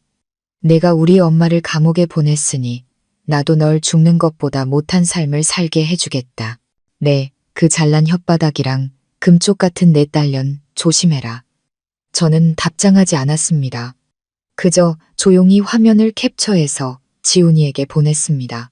저는 민준이가 막다른 길에 몰렸다는 것을 알았습니다. 그리고 이 모든 짓을 뒤에서 조종하는 것은 다름 아닌 시아버지일 것이었습니다. 침묵하지만 가장 음흉한 그 남자. 저는 거실에 앉아 감시 카메라 화면을 보며 손에는 과도를 꽉 쥐었습니다. 만약 그들이 이 문을 넘어오거나 내 딸의 머리카락 한 올이라도 건드린다면 나는 목숨을 걸고 싸울 것이다. 궁지에 몰린 어미의 본능은 저를 그 어느 때보다 위험한 존재로 만들고 있었습니다. 시아버지의 소름 끼치는 침묵은 장대비가 쏟아지던 어느 날 오후에 끝이 났습니다. 제 휴대폰이 울렸습니다. 이번에는 익숙한 유선 전화번호, 민준이네 시골집 번호였습니다. 저는 잠시 망설이다 전화를 받았습니다. 스피커폰과 녹음 모드를 켠 채로요.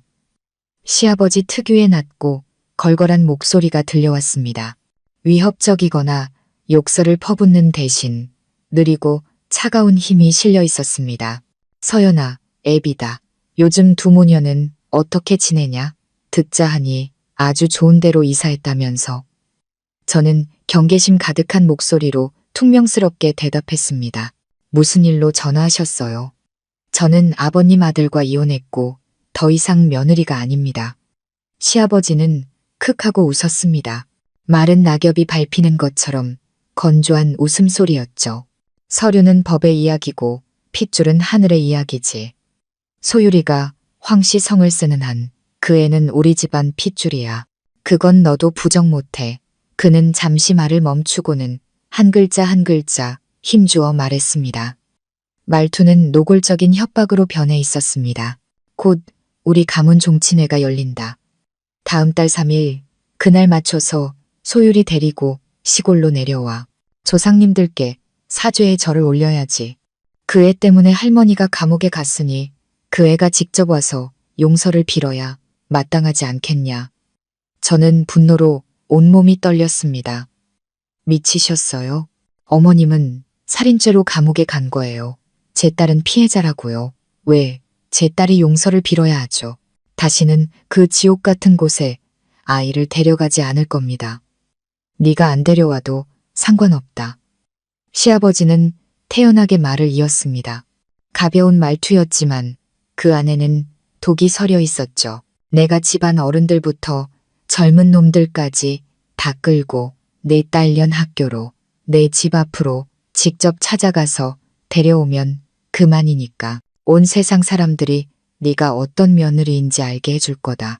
시어머니 감옥 보내고 정이란 정은 다 끊어버리고 손녀가 조상도 못 알아보게 막는 악독한 년이라고 말이야. 네가 숨을 수 있을 것 같아? 네가 어디서 일하는지, 내 딸이 어느 학교 다니는지 내가 다 알고 있다. 그때 가서도 내 그 피해자 가면을 계속 쓸 수 있을지 한번 보자. 아니면 내 딸년이 너 같은 엄마 때문에 학교에 얼굴도 못 들고 다니게 될지. 그의 협박은 제 얼굴에 찬물을 끼얹는 것과 같았습니다. 그는 폭력을 쓰지 않았습니다.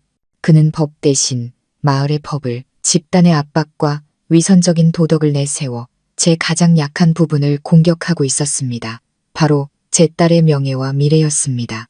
그는 이 사회에서 일단 군중에게 둘러싸여 손가락질 당하면 옳고 그름을 떠나 가장 큰 피해를 보는 것은 여자와 아이라는 사실을 너무나 잘 알고 있었습니다. 그는 낡고 잔인한 공동체 문화를 이용해 저를 죽음으로 내몰고 있었던 겁니다. 저는 휴대폰을 꽉 쥔 손에 손톱이 파고드는 것도 몰랐습니다. 감히 만약 그런 짓을 했다간 업무방해와 아동학대로 고소할 겁니다. 내가 내 손녀 데리러 가겠다는데 어느 법이 날 막아. 어디 한번 해볼 테면 해봐. 내가 못할 것 같은지. 하웬. 시아버지는 비웃으며 전화를 끊었습니다. 길게 이어지는 뚜뚜 소리는 차가운 선전포고와도 같았습니다. 약속한 3일, 제 두려움은 현실이 되었습니다.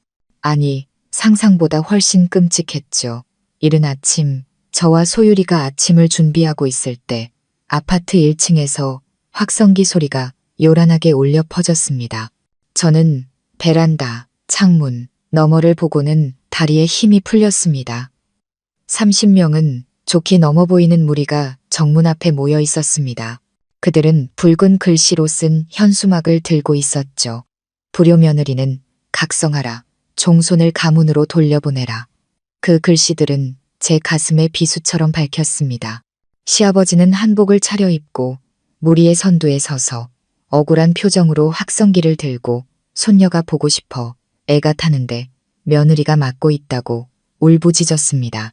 아파트 경비원과 관리사무소 직원이 그들을 막으려 했지만 무리는 대부분 집안 어른들과 혈기왕성한 젊은이들로 이루어져 있었습니다.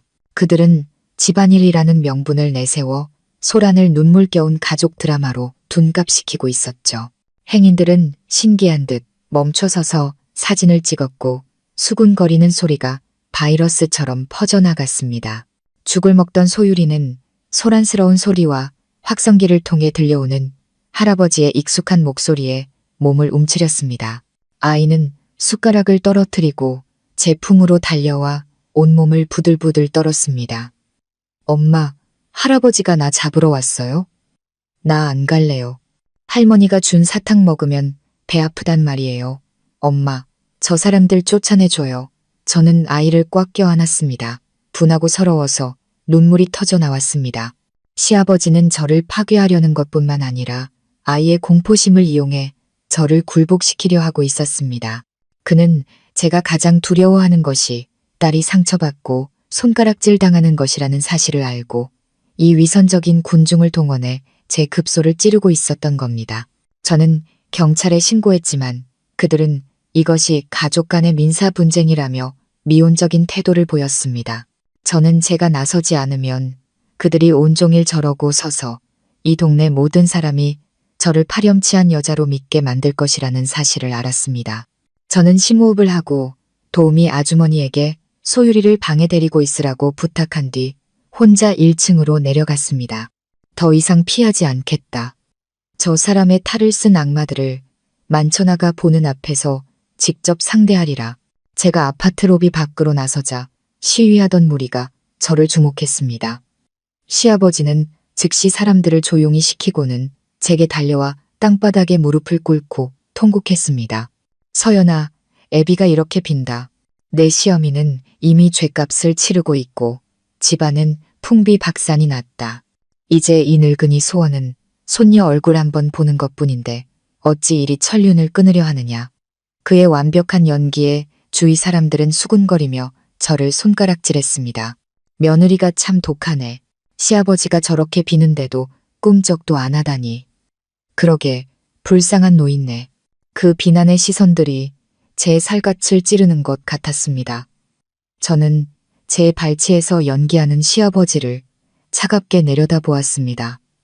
저는 해명하거나 싸우지 않았습니다. 대신 휴대폰을 꺼내 며칠 전 협박 전화 녹음 파일을 스피커폰으로 재생했습니다. 그리고 그가 들고 있던 마이크에 바싹 갖다 댔습니다.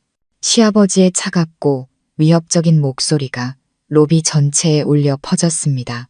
내가 집안 어른들부터 젊은 놈들까지 다 끌고 내 딸년 학교로 내 집 앞으로 직접 찾아갈 거다. 온 세상 사람들이 내가 어떤 며느리인지 알게 해줄 거다. 시아버지는 얼굴이 새하얘져서 휴대폰을 뺏으려 했지만 저는 재빨리 손을 거두었습니다.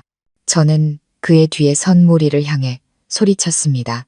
어르신들, 똑똑히 들으세요. 이건 할아버지가 손녀를 찾는 게 아니라 정신적인 협박입니다. 제 딸은 할머니가 준 독약 때문에 죽을 뻔했습니다.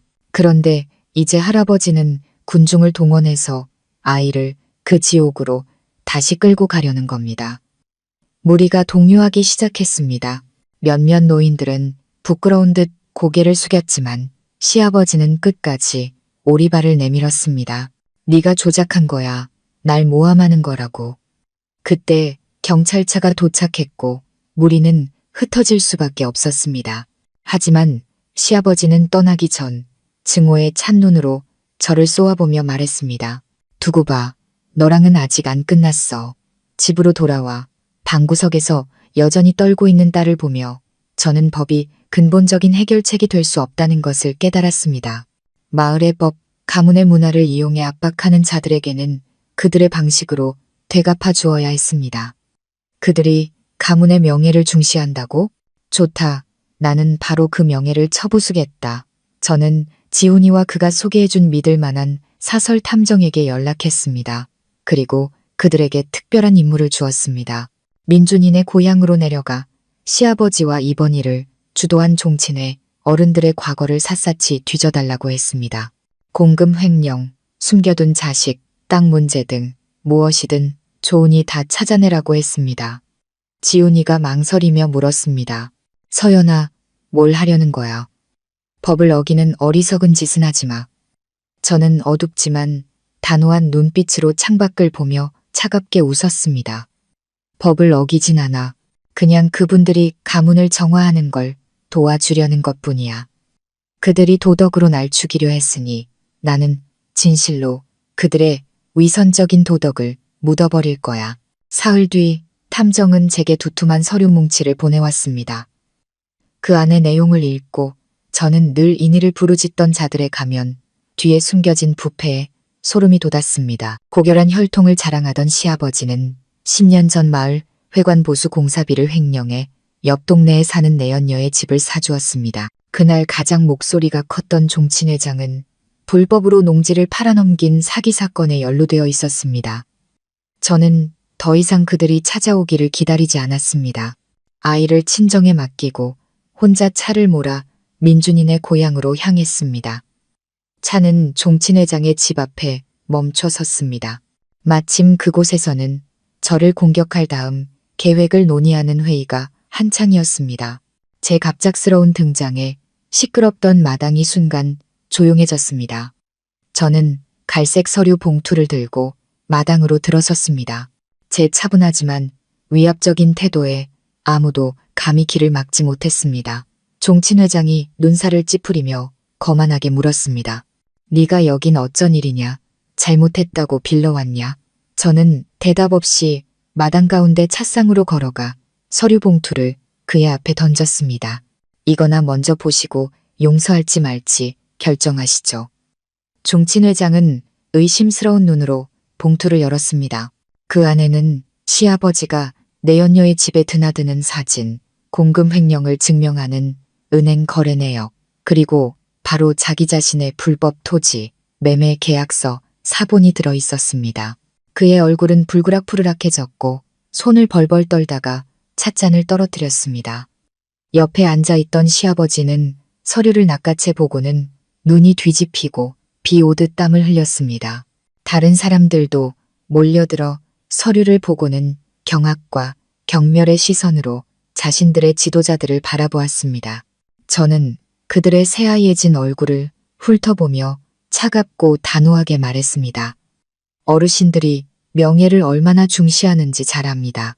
만약 이 서류들이 경찰서에 넘어가거나 온 동네에 소문이 나면 이황 씨 가문이 어떻게 얼굴을 들고 다니겠습니까? 자식, 손주들이 길에서 고개나 들고 다닐 수 있겠어요? 저는 그저 조용히 제 딸을 키우고 싶을 뿐입니다. 내일부터 이 집안 사람 누구라도 우리 모녀 근처에 얼씬거리거나 헛소문을 퍼뜨린다면 다음날 아침 이 동네 전체가 여러분이 저지른 추악한 짓들을 알게 될 거라고 맹세합니다. 협박이 아닙니다. 저는 한다면 하는 사람입니다. 공간은 숨막히는 정적에 휩싸였습니다. 그들은 제가 빈말을 하는 게 아니라는 것을 알았습니다. 시어머니와 남편을 감옥에 보낸 여자는 못할 것이 없었습니다. 저는 그들의 아킬레스건, 바로 헛된 체면을 정확히 쥐고 있었습니다. 그 만남 직후 저는 그날 오후 바로 도시로 돌아왔습니다. 아무도 저를 쫓아오거나 협박하지 못했습니다. 그 마당에는 폭풍 전야 같은 무거운 침묵만이 감돌았습니다. 저는 그 폭풍이 저를 향하는 대신 그들 내부를 파괴할 것이라는 사실을 알았습니다. 예상대로 그날 밤 긴급 종친회가 소집되었습니다. 하지만 이번에는 저를 해칠 계략을 짜는 자리가 아니라 서로를 숙청하는 자리였습니다. 탐정의 보고에 따르면 자신의 비리가 드러날까 두려워진 종친회장은 즉시 태도를 바꿔 모든 죄를 시아버지에게 뒤집어 씌웠다고 합니다. 조상 위패 앞에서 시아버지는 공개적으로 망신을 당했습니다. 공금 횡령, 내연녀 문제, 아내가 손녀를 독살하고 아들이 감옥에 간 일까지 모든 것이 까발려졌습니다. 며칠 전 그를 따라 시위에 나섰던 사람들은 이제 그에게 가문의 수치라며 침을 뱉고 욕설을 퍼부었습니다. 평생 헛된 명예와 체면으로 살아온 시아버지는 자신이 그토록 숭배하던 가문에게 버림받았습니다.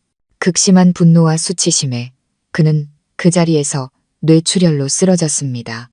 입이 돌아가고 말도 제대로 못하게 되었죠. 사람들은 혼란에 빠졌지만 과거 그를 떠받들던 것처럼 서둘러 그를 부축하지 않았습니다. 그들은 마치 전염병 환자를 보듯 그를 차갑게 바라볼 뿐이었습니다. 한참 뒤에야 누군가 구급차를 불렀지만 이미 때는 늦었습니다. 시아버지가 반신불수가 되었다는 소식은 지훈이를 통해 들었습니다. 저는 소유리의 머리를 빗겨주다가 그 소식을 듣고는 짧은 한숨만 내쉬었습니다. 제 마음에는 통쾌함도 동정심도 없었습니다. 그것이 그가 치러야 할 대가였습니다. 인과응보는 누구도 피해갈 수 없었습니다. 그는 군중을 이용해 우리 모녀를 죽이려 했고 결국 그 군중에 의해 가장 더러운 진흙탕 속으로 끌려 들어갔습니다. 그날 이후 소유리의 유치원이나 저희 아파트 근처에서 어슬렁거리는 사람은 아무도 없었습니다. 협박 전화도 완전히 사라졌죠. 진정한 평화가 찾아왔지만 저는 그 평화를 얻기 위해 마지막 남은 혈연의 정마저 제 손으로 끊어내야 했다는 사실을 알고 있었습니다. 저는 딸을 품에 안고 별이 가득한 밤하늘을 보았습니다. 내 딸이 안전하다. 그것만이 유일한 의미였다. 저 사람들은 그들이 스스로 만든 진흙탕 속에서 서로를 물어뜯게 내버려 두면 그만이었다. 시골 황씨 가문의 붕괴는 도미노처럼 민준이의 삶에 남은 마지막 조각들마저 무너뜨렸습니다. 저는 다시는 그를 만날 일이 없을 거라고 생각했습니다. 어느 늦은 오후 제가 퇴근하려고 회사 건물을 나설 때까지는요. 그날은 보슬비가 내렸고 연말의 쌀쌀한 공기가 옷깃을 파고들었습니다. 제가 로비를 나서 택시를 잡으려는데 주차장 구석에서 검은 그림자가 튀어나왔습니다. 건물 경비원이 재빨리 그를 막아섰습니다. 시끄러운 고함 소리에 제 시선이 그쪽으로 향했습니다. 어이, 거기. 뭐 하는 거야? 구걸하려면 다른 데 가서 해. 여긴 고급 오피스텔이야. 저는 낡고 냄새나는 옷을 입고 비를 맞으며 웅크리고 있는 남자를 자세히 보았습니다. 헝클어진 머리, 덥수룩한 수염, 술과 절망에 찌든 퀭한 눈. 저는 잠시 동안 그가 누구인지 알아보지 못했습니다. 바로 민준이, 한때는 그렇게 번지르르 했던 제 남편이었습니다. 민준이는 저를 보고 그의 눈에 희미하지만 비굴한 희망의 빛이 스쳤습니다. 그는 경비원의 손을 뿌리치고 수많은 사람이 지나다니는 제 앞에 무릎을 꿇었습니다. 민준이는 더듬거리며 말했습니다. 서연아, 서연아, 나 좀 살려줘. 나 너무 배고파. 사흘 동안 아무것도 못 먹었어. 엄마는 감옥에 가시고 아버지는 누워만 계시고 친척들도 다 나를 외면해. 나 이제 갈 곳이 없어. 저는 그를 보았습니다. 조금의 동정심도 잃지 않았습니다. 오직 역겨움만이 차올랐습니다. 한때 수입 카펫을 자랑하고 아내와 자식을 무시하고 어머니의 살인 행위를 감싸주던 이 남자가 이제는 길거리 개처럼 무릎 꿇고 음식을 구걸하고 있었습니다. 저는 한 걸음 물러서며 차갑게 말했습니다. 여긴 어쩐 일이야. 우리 사이에 더 이상 할 말 없다고 분명히 말했을 텐데. 민준이는 젖은 바닥에 머리를 박으며 흐느꼈습니다. 내가 잘못했어. 내가 쓰레기였어. 하지만 서연아, 그래도 우리가 부부였잖아. 내가 굶어 죽는 걸 그냥 보고만 있을 거야. 제발 5만 원만, 5만 원만 줘. 밥 한 끼 사 먹고 빚쟁이들 피해서 도망갈 차비하게 다시는 너희 모녀 앞에 나타나지 않을게. 맹세해. 5만 원. 한때 그렇게 거만하던 남자의 자존심 값이었습니다. 저는 과거 그가 술값과 허영을 위해 물 쓰듯 돈을 쓰던 모습을 떠올렸습니다. 이제 그는 밥 한 끼를 위해 자신의 인격마저 팔아넘기고 있었습니다. 저는 지갑에서 10,000원짜리 몇 장을 꺼냈습니다. 동정심 때문이 아니었습니다. 이 과거의 망령을 제 눈앞에서 치워버리고 싶었기 때문입니다. 저는 돈을 그의 앞바닥에 던졌습니다. 이거 받고 꺼져. 다시는 소율이 눈에 띄지 마. 아이가 당신 같은 아버지를 둬서 부끄럽게 만들지 말라고. 민준이는 빗물에 젖은 돈을 허겁지겁 주워들고는 연신 고맙다고 중얼거리며 어둠 속으로 사라졌습니다. 저는 그의 굽은 등을 보며 깊은 비애를 느꼈습니다. 인과응보는 다음 생을 기다리지 않았습니다. 그것은 바로 이 생에서 소름 끼치도록 잔인하고 공평하게 나타났습니다. 그 주말, 김 여사님이 시골에서 저희 모녀를 보러 올라오셨습니다. 아주머니는 직접 키운 닭이 낳은 달걀과 깨끗한 채소를 한가득 가져오셨습니다. 아주머니를 보니 제 마음이 따뜻해졌습니다. 피 한 방울 섞이지 않은 남이 혈육보다 더 정이 깊었습니다. 소율이는 김 여사님을 보고는 기뻐서 어쩔 줄 몰라 하며 유치원 이야기를 제잘거렸습니다. 점심을 먹고 소율이가 낮잠에 들었을 때 저와 김 여사님은 베란다에서 차를 마셨습니다. 아주머니는 슬프고 미안한 눈으로 저를 바라보았습니다. 서연 씨, 소율이가 저렇게 건강해진 걸 보니 정말 기뻐. 옛날 일을 생각하면 지금도 소름이 돋아. 그런데 그 시어머니가 왜 그렇게 악독하고 어리석어졌는지 알아? 저는 고개를 저었습니다. 아주머니는 한숨을 쉬며 마치 슬픈 예시이야기를 들려주듯 말했습니다. 옛날에 나랑 그 양반이랑 같은 동네에서 자랐어. 젊었을 땐 참 착하고 부지런했지. 그런데 그 황씨 집안에 시집가서 지금 자기보다 10배는 더 지독한 시어머니를 만난 거야. 그 양반이 딸을 셋내리 낳았는데 제대로 돌봄을 못 받아서 다 일찍 죽었어. 시어머니는 그 양반을 독한 나무, 열매 못 맺는 년이라고 욕하고 저주했지. 헛간에서 재우고 굶기고 심지어 아들 낳으려고 남편 첩까지 드릴 뻔했다니까. 저는 소름이 돋았습니다. 악의 근원이 또 다른 고통에서 시작되었다니요. 아주머니는 차를 한 모금 마시고 말을 이었습니다. 그러다 민준이를 임신했을 땐 거의 미친 사람 같았어. 아들 낳게 해준다는 약은 다 먹고 부적은 다 구해오고 민준이를 낳고 나서는 그 애를 하늘처럼 떠받들었지. 아들을 낳아야 한다는 생각이 뼛속까지 밝혀서 병적인 집착이 된 거야. 그 양반도 한때는 남아선호 사상의 피해자였는데 그걸 이해하는 대신 똑같은 가해자가 되어버린 거지. 과거에 자기가 당했던 서름과 압박을 고스란히 며느리랑 손녀한테 풀어버린 거야. 김 여사님은 제 손을 잡았습니다. 거친 손에서 깊은 공감이 전해져 왔습니다. 내가 이 얘기를 하는 건 그 사람을 용서하라는 게 아니야. 지은 죄는 당연히 벌을 받아야지. 다만 악이라는 게 그렇게 대를 이어 전염된다는 걸 말해주고 싶었어. 누군가 끊어내지 않으면 계속되는 거야. 서연 씨는 정말 용감했어. 그 지긋지긋한 고리를 끊어내고 소유리를 구해낸 거니까. 저는 잠시 말을 잃었습니다. 시어머니의 잔혹함 뒤에는 낡은 사회 속 한 여성의 비극이 숨어 있었습니다. 그녀는 원망스럽고 미웠지만 한편으로는 가엾기도 했습니다. 그녀는 고통이 자신을 악마로 만들게 내버려 두었고 자신이 그토록 지키려 했던 가족을 스스로 파괴해버린 것이었습니다. 김 여사님의 이야기는 제 싸움이 단지 딸을 구하기 위함이 아니라 오랫동안 한국 여성들을 억압해온 썩은 사상에 맞서는 싸움이었음을 깨닫게 해주었습니다. 그리고 저는 자랑스러웠습니다. 제가 그 싸움에서 이겼고 제 딸이 그 비극을 되풀이하지 않게 만들었으니까요. 시간은 가장 위대한 치유제였습니다. 끔찍한 사건 이후 소유리는 점차 4살 아이 본연의 순수함을 되찾았습니다. 아이는 더 이상 낯선 사람을 보고 놀라지 않았고 붉은색 사탕을 보고 두려워하지도 않았습니다. 저의 사랑과 새로운 환경은 할머니와 아빠에 대한 어두운 기억을 희미하게 만들어 주었습니다. 어느 화창한 일요일, 저는 소유리를 데리고 공원에 갔습니다.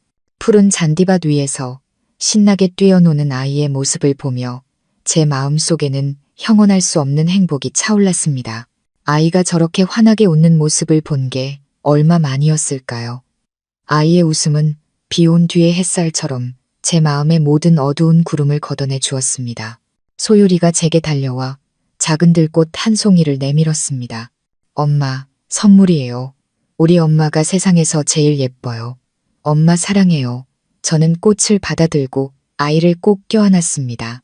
아이의 머리에서 나는 달콤한 냄새를 깊이 들이마셨습니다. 고마워, 우리 딸. 엄마도 사랑해. 그때 아이가 저를 올려다보며 이상하게 진지한 표정으로 말했습니다. 엄마, 나 유치원 다시 가고 싶어요. 친구들은 유치원 가는 거 재밌대요. 선생님이 노래도 가르쳐주고 미끄럼틀도 있대요. 나 이제 다 나았어요. 배도 안 아파요. 저는 놀라서 아이를 바라보았습니다. 코끝이 찡해졌습니다. 예전에는 유치원 이야기만 꺼내도 친구들에게 놀림받을까봐 엄마 아빠가 싸우는 모습을 보일까봐 움츠러들던 아이였습니다. 이제 아이는 스스로 세상 밖으로 나가고 싶어 했습니다. 아이의 마음속 상처가 정말로 아물었다는 증거였습니다. 알았어. 엄마가 내일 바로 등록해 줄게. 그런데 친구들이 아빠에 대해 물어보면 어떡해? 무섭지 않아? 저는 아이가 위축될까봐 조심스럽게 물었습니다. 소유리는 고개를 힘차게 저었습니다. 맑고 투명한 눈으로 저를 똑바로 바라보며 저를 놀라게 하고 울게 만든 대답을 했습니다. 안 무서워요. 친구들한테 말할 거예요. 나는 엄마만 있으면 된다고. 우리 집은 2명이지만 아빠가 엄마한테 맨날 소리 지르는 친구 집보다 훨씬 더 행복하다고. 나 이제 민준이 아빠 필요 없어요. 엄마만 있으면 돼요. 저는 아이를 꽉 껴안았습니다. 눈물이 비 오듯 쏟아졌지만 입가에는 행복한 미소가 걸려 있었습니다. 제 어린 딸은 제가 생각했던 것보다 훨씬 더 속이 깊고 강한 아이였습니다. 아이는 제게 가르쳐 주었습니다. 행복이란 썩어가는 가정을 억지로 지키는 것이 아니라 비록 둘뿐일지라도 서로 의지하며 진심으로 사랑하고 평온한 것이라고. 그날 오후 집으로 돌아오는 길에 우리는 문구점에 들렀습니다. 소유리가 신이 나서 연필과 공책을 고르는 모습을 보며 저는 악몽이 정말로 끝났다는 것을 알았습니다. 우리 모녀에게 더 밝고 새로운 장이 열린 것이었습니다. 제가 아이를 데리고 그 지옥 같은 집을 떠난 지 3년이 흘렀습니다. 제 삶은 가뭄 끝에 단비를 만난 마른 나무처럼 완전히 달라졌습니다. 끊임없는 노력과 원래의 능력을 인정받아 저는 회사의 영업팀장으로 승진했습니다. 안정적인 수입 덕분에 소유리에게 부족함 없는 삶을 제공해 줄 수 있었습니다. 저는 일에만 몰두하지 않았습니다. 가정폭력으로 고통받는 여성과 아이들을 돕는 비영리 단체에 가입해 활동하기 시작했습니다. 제 자신의 이야기는 어두운 결혼 생활에 갇혀있던 다른 많은 엄마들에게 큰 용기가 되어 주었습니다. 어느 날 오후 저는 조용한 카페에 앉아 있었습니다. 제 맞은편에는 눈이 퉁퉁 붓고 팔에 멍이 든 젊은 여성이 앉아 있었죠. 그녀는 친구의 소개로 저를 찾아와 폭력적인 남편과 지독한 시댁에 대해 떨리는 목소리로 이야기했습니다. 그녀를 보니 3년 전에 제 모습이 떠올랐습니다. 약하고 두렵고 참고만 살던 모습. 저는 그녀의 손을 잡고 단호한 눈빛으로 용기를 주었습니다. 얼마나 두려운지 알아요. 이혼하면 손가락질 받을까봐, 아이에게 아빠가 없다는 사실이 상처가 될까봐, 혼자 아이를 키울 수 없을까봐 두렵겠죠. 하지만 지금의 저와 소유리를 보세요. 나쁜 남자를 떠나는 것은 끝이 아니라 새로운 시작이에요. 아이가 상처받을 때까지 기다리지 마세요. 강해져야 해요. 당신은 엄마니까요. 아이의 유일한 방패는 바로 당신이에요. 법과 제가 당신 편에 서줄게요. 그녀는 눈물을 터뜨렸지만 그 눈에는 희망의 빛이 반짝였습니다. 저는 과거의 고통이 결코 무의미하지 않았다는 것을 깨달았습니다. 그 고통은 저를 단련시켜 자신을 사랑하고 다른 이들과 나눌 줄 아는 강인한 여성으로 만들어주었습니다. 카페를 나와 저는 소유리를 데리러 학교로 향했습니다. 멀리서도 훌쩍 자란 아이가 친구들과 즐겁게 웃고 있는 모습이 보였습니다. 제 차를 본 소유리는 달려와 수학시험지에서 받은 빨간 동그라미를 자랑했습니다. 엄마, 오늘 선생님이 저 수학 제일 잘한다고 칭찬했어요. 오늘 저녁에 상으로 아이스크림 사주세요. 물론이지, 우리 딸 최고. 저는 웃으며 아이의 뺨을 쓰다듬었습니다. 황혼이 거리를 황금빛으로 물들이고 있었습니다. 저는 아이가 제잘거리는 소리를 들으며 천천히 차를 몰았습니다. 마음이 더없이 평화로웠습니다. 저는 더 이상 민준이나 시어머니를 원망하지 않았습니다. 그들은 제 과거 속의 낯선 사람들, 희미한 먼지가 되었습니다. 가장 달콤한 복수는 적의 불행을 보는 것이 아니라 나 자신이 눈부시게 행복하고 멋지게 살아가는 것임을 깨달았습니다. 독립적이고 주체적이며 사랑이 넘치는 오늘의 제 모습이 한때 저를 진흙탕에 처박으려 했던 자들에게 보내는 가장 강력한 대답이었습니다.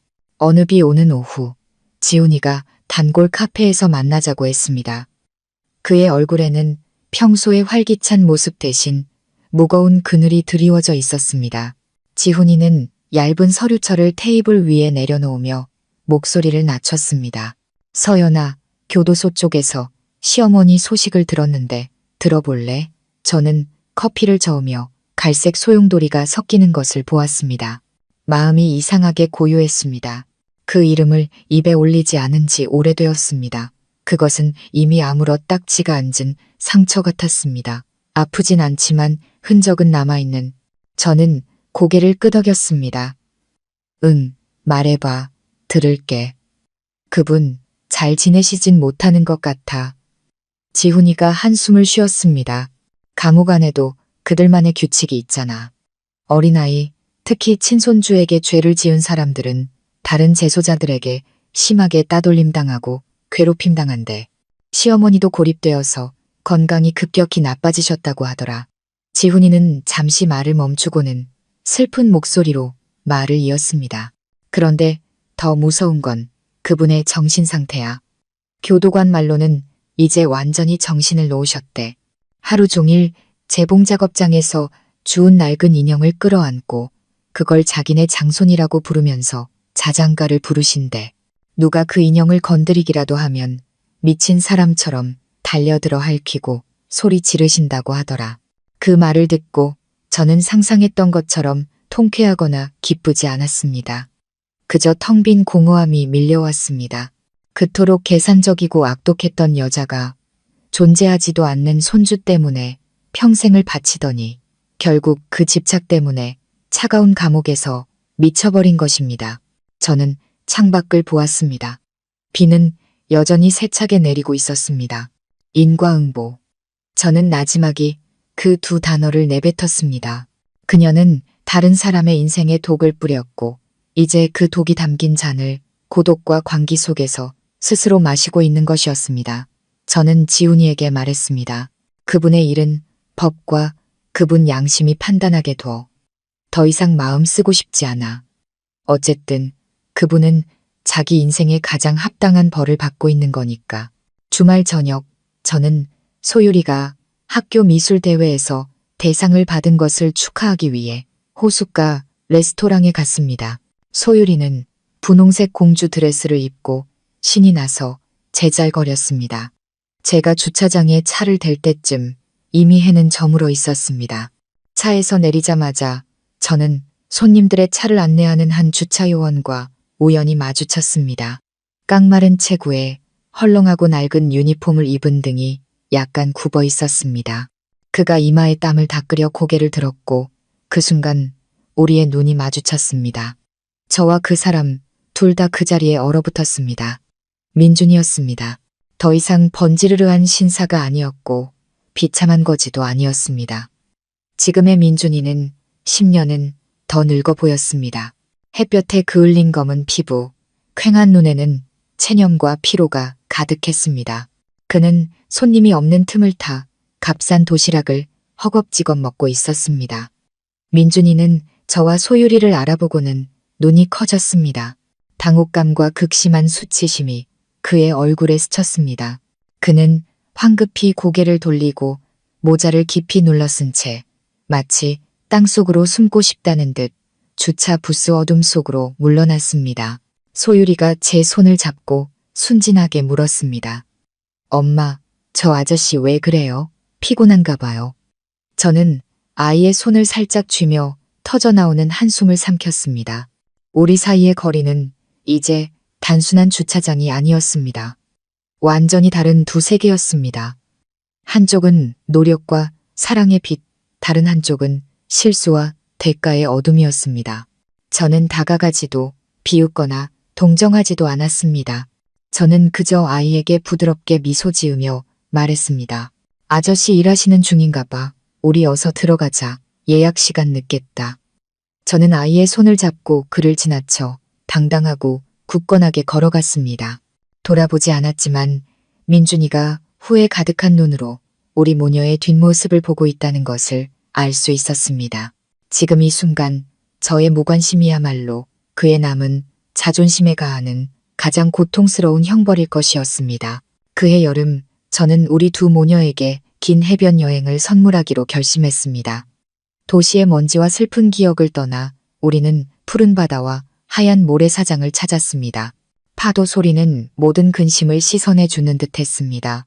해질녘 저는 고운 모래 위에 앉아 조금 떨어진 곳에서 모래성을 쌓고 있는 소율이를 바라보았습니다. 바닷바람이 머리카락을 흩날렸고 짭짤한 바다 내음이 실려왔습니다. 광활한 자연 앞에서 제가 그토록 무겁게 짊어지고 있던 증오와 고통이 얼마나 작고 무의미한 것인지 깨달았습니다.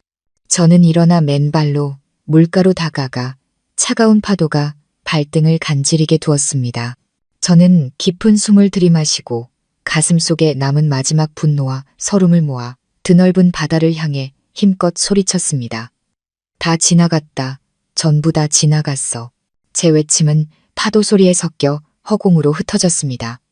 눈물이 흘렀지만 이번에는 마음이 천근만근 바위를 내려놓은 것처럼 가벼웠습니다. 저는 진정으로 용서했습니다. 그들을 용서한 것이 아니라 제 자신을 용서했습니다. 사람을 잘못 믿었던 과거의 어리석은 저를, 밤마다 홀로 울던 연약했던 저를 용서했습니다. 최고의 복수는 원망이 아니라 눈부시게 행복한 삶을 사는 것임을 깨달았습니다. 망각이야말로 가장 고상한 경멸이었습니다. 소율이가 저를 보고 달려와 제 다리를 껴안으며 웃었습니다. 엄마, 왜 그렇게 소리 질러요? 파도랑 시합하는 거예요. 저는 무릎을 굽혀 아이를 안고 땀으로 축축한 이마에 입을 맞추었습니다. 응, 시합했어. 그리고 엄마가 이겼지. 이제부터 우리한테는 즐거운 날만 있을 거야. 우리 두 모녀는 손을 잡고 해변을 걸었습니다. 모래 위에 남은 발자국 위로 파도가 밀려와 모든 흔적을 지워버렸습니다. 마치 아무런 폭풍도 지나가지 않은 것처럼 2년 후 엄마와 소율이라는 이름의 작은 빵집이 조용한 동네 한쪽에 문을 열었습니다. 가게 안은 늘 고소한 버터 냄새와 부드러운 음악으로 가득했습니다. 소율이는 이제 초등학교 1학년이 되었습니다. 아이는 훌쩍 자랐고 총명한 눈과 환한 미소는 늘 그대로였습니다. 매일 학교 후에는 작은 앞치마를 두르고 제가 동물 모양 쿠키를 포장하는 것을 돕곤 했습니다. 저는 재혼하지 않았습니다. 몇몇 좋은 남자들이 우리 모녀를 돌봐주고 싶다고 다가왔지만 지금의 삶이 너무나 완벽하게 느껴졌기 때문입니다. 저는 제가 사랑하는 일이 있고 따뜻한 집이 있으며 무엇보다 제 인생 최고의 선물인 소율이가 곁에 있었습니다. 그날 저녁 가게 문을 닫고 두 모녀는 함께 내일 팔빵 반죽을 하고 있었습니다. 소율이가 반죽을 조물거리며 속삭였습니다. 엄마, 오늘 학교에서 선생님이 꿈이 뭐냐고 물어봤어요. 그래서 나는 엄마를 지켜주는 슈퍼맨이 되고 싶다고 했어요. 저는 웃으며 아이 코에 밀가루를 살짝 묻혔습니다. 왜 슈퍼맨이야? 공주님이 더 좋지 않아? 소율이는 고개를 저으며 어른처럼 진지하게 말했습니다. 공주님은 왕자님이 구해줄 때까지 기다리기만 하잖아요. 저는 슈퍼맨이 될 거예요. 엄마처럼 강해져서 나 자신과 내가 사랑하는 사람들을 지켜줄 거예요. 아이의 말에 저는 잠시 멈칫했다가 이내 만족스러운 미소를 지었습니다. 저의 강인함이 아이에게 자연스럽게 전해졌던 겁니다. 제 딸은 누군가 행복을 가져다 주기만을 기다리는 연약한 공주가 결코 되지 않을 것입니다. 아이는 스스로의 행복을 직접 만들어가는 사람이 될 것입니다. 저는 창밖을 보았습니다. 따뜻한 가로등, 불빛이 거리를 비추고 있었습니다. 저는 병원의 어두운 밤 속에서 흘렸던 눈물부터 법정에서 홀로 싸웠던 날들, 그리고 지금의 평화로운 순간까지 제가 걸어온 험난한 길을 떠올렸습니다. 행복은 멀리 있는 목적지가 아니었고 남에게서 빌려오는 것도 아니었습니다. 행복은 가치 없는 것들을 버릴 줄 알고 현재를 소중히 여기며 인생의 폭풍우 속에서 스스로 굳건히 설 수 있는 용기를 가질 때 찾아오는 것이었습니다. 저는 소율이를 품에 안고 빵 반죽의 고소한 냄새와 평화의 향기를 깊이 들이마셨습니다. 폭풍은 지나갔고 내일은 또다시 해가 뜰 것입니다. 그리고 우리 모녀는 환한 미소로 새로운 하루를 맞이할 것입니다. 지금까지 마음 쉼터였습니다. 시청해 주셔서 감사합니다. 다음 영상에서 또 뵙겠습니다.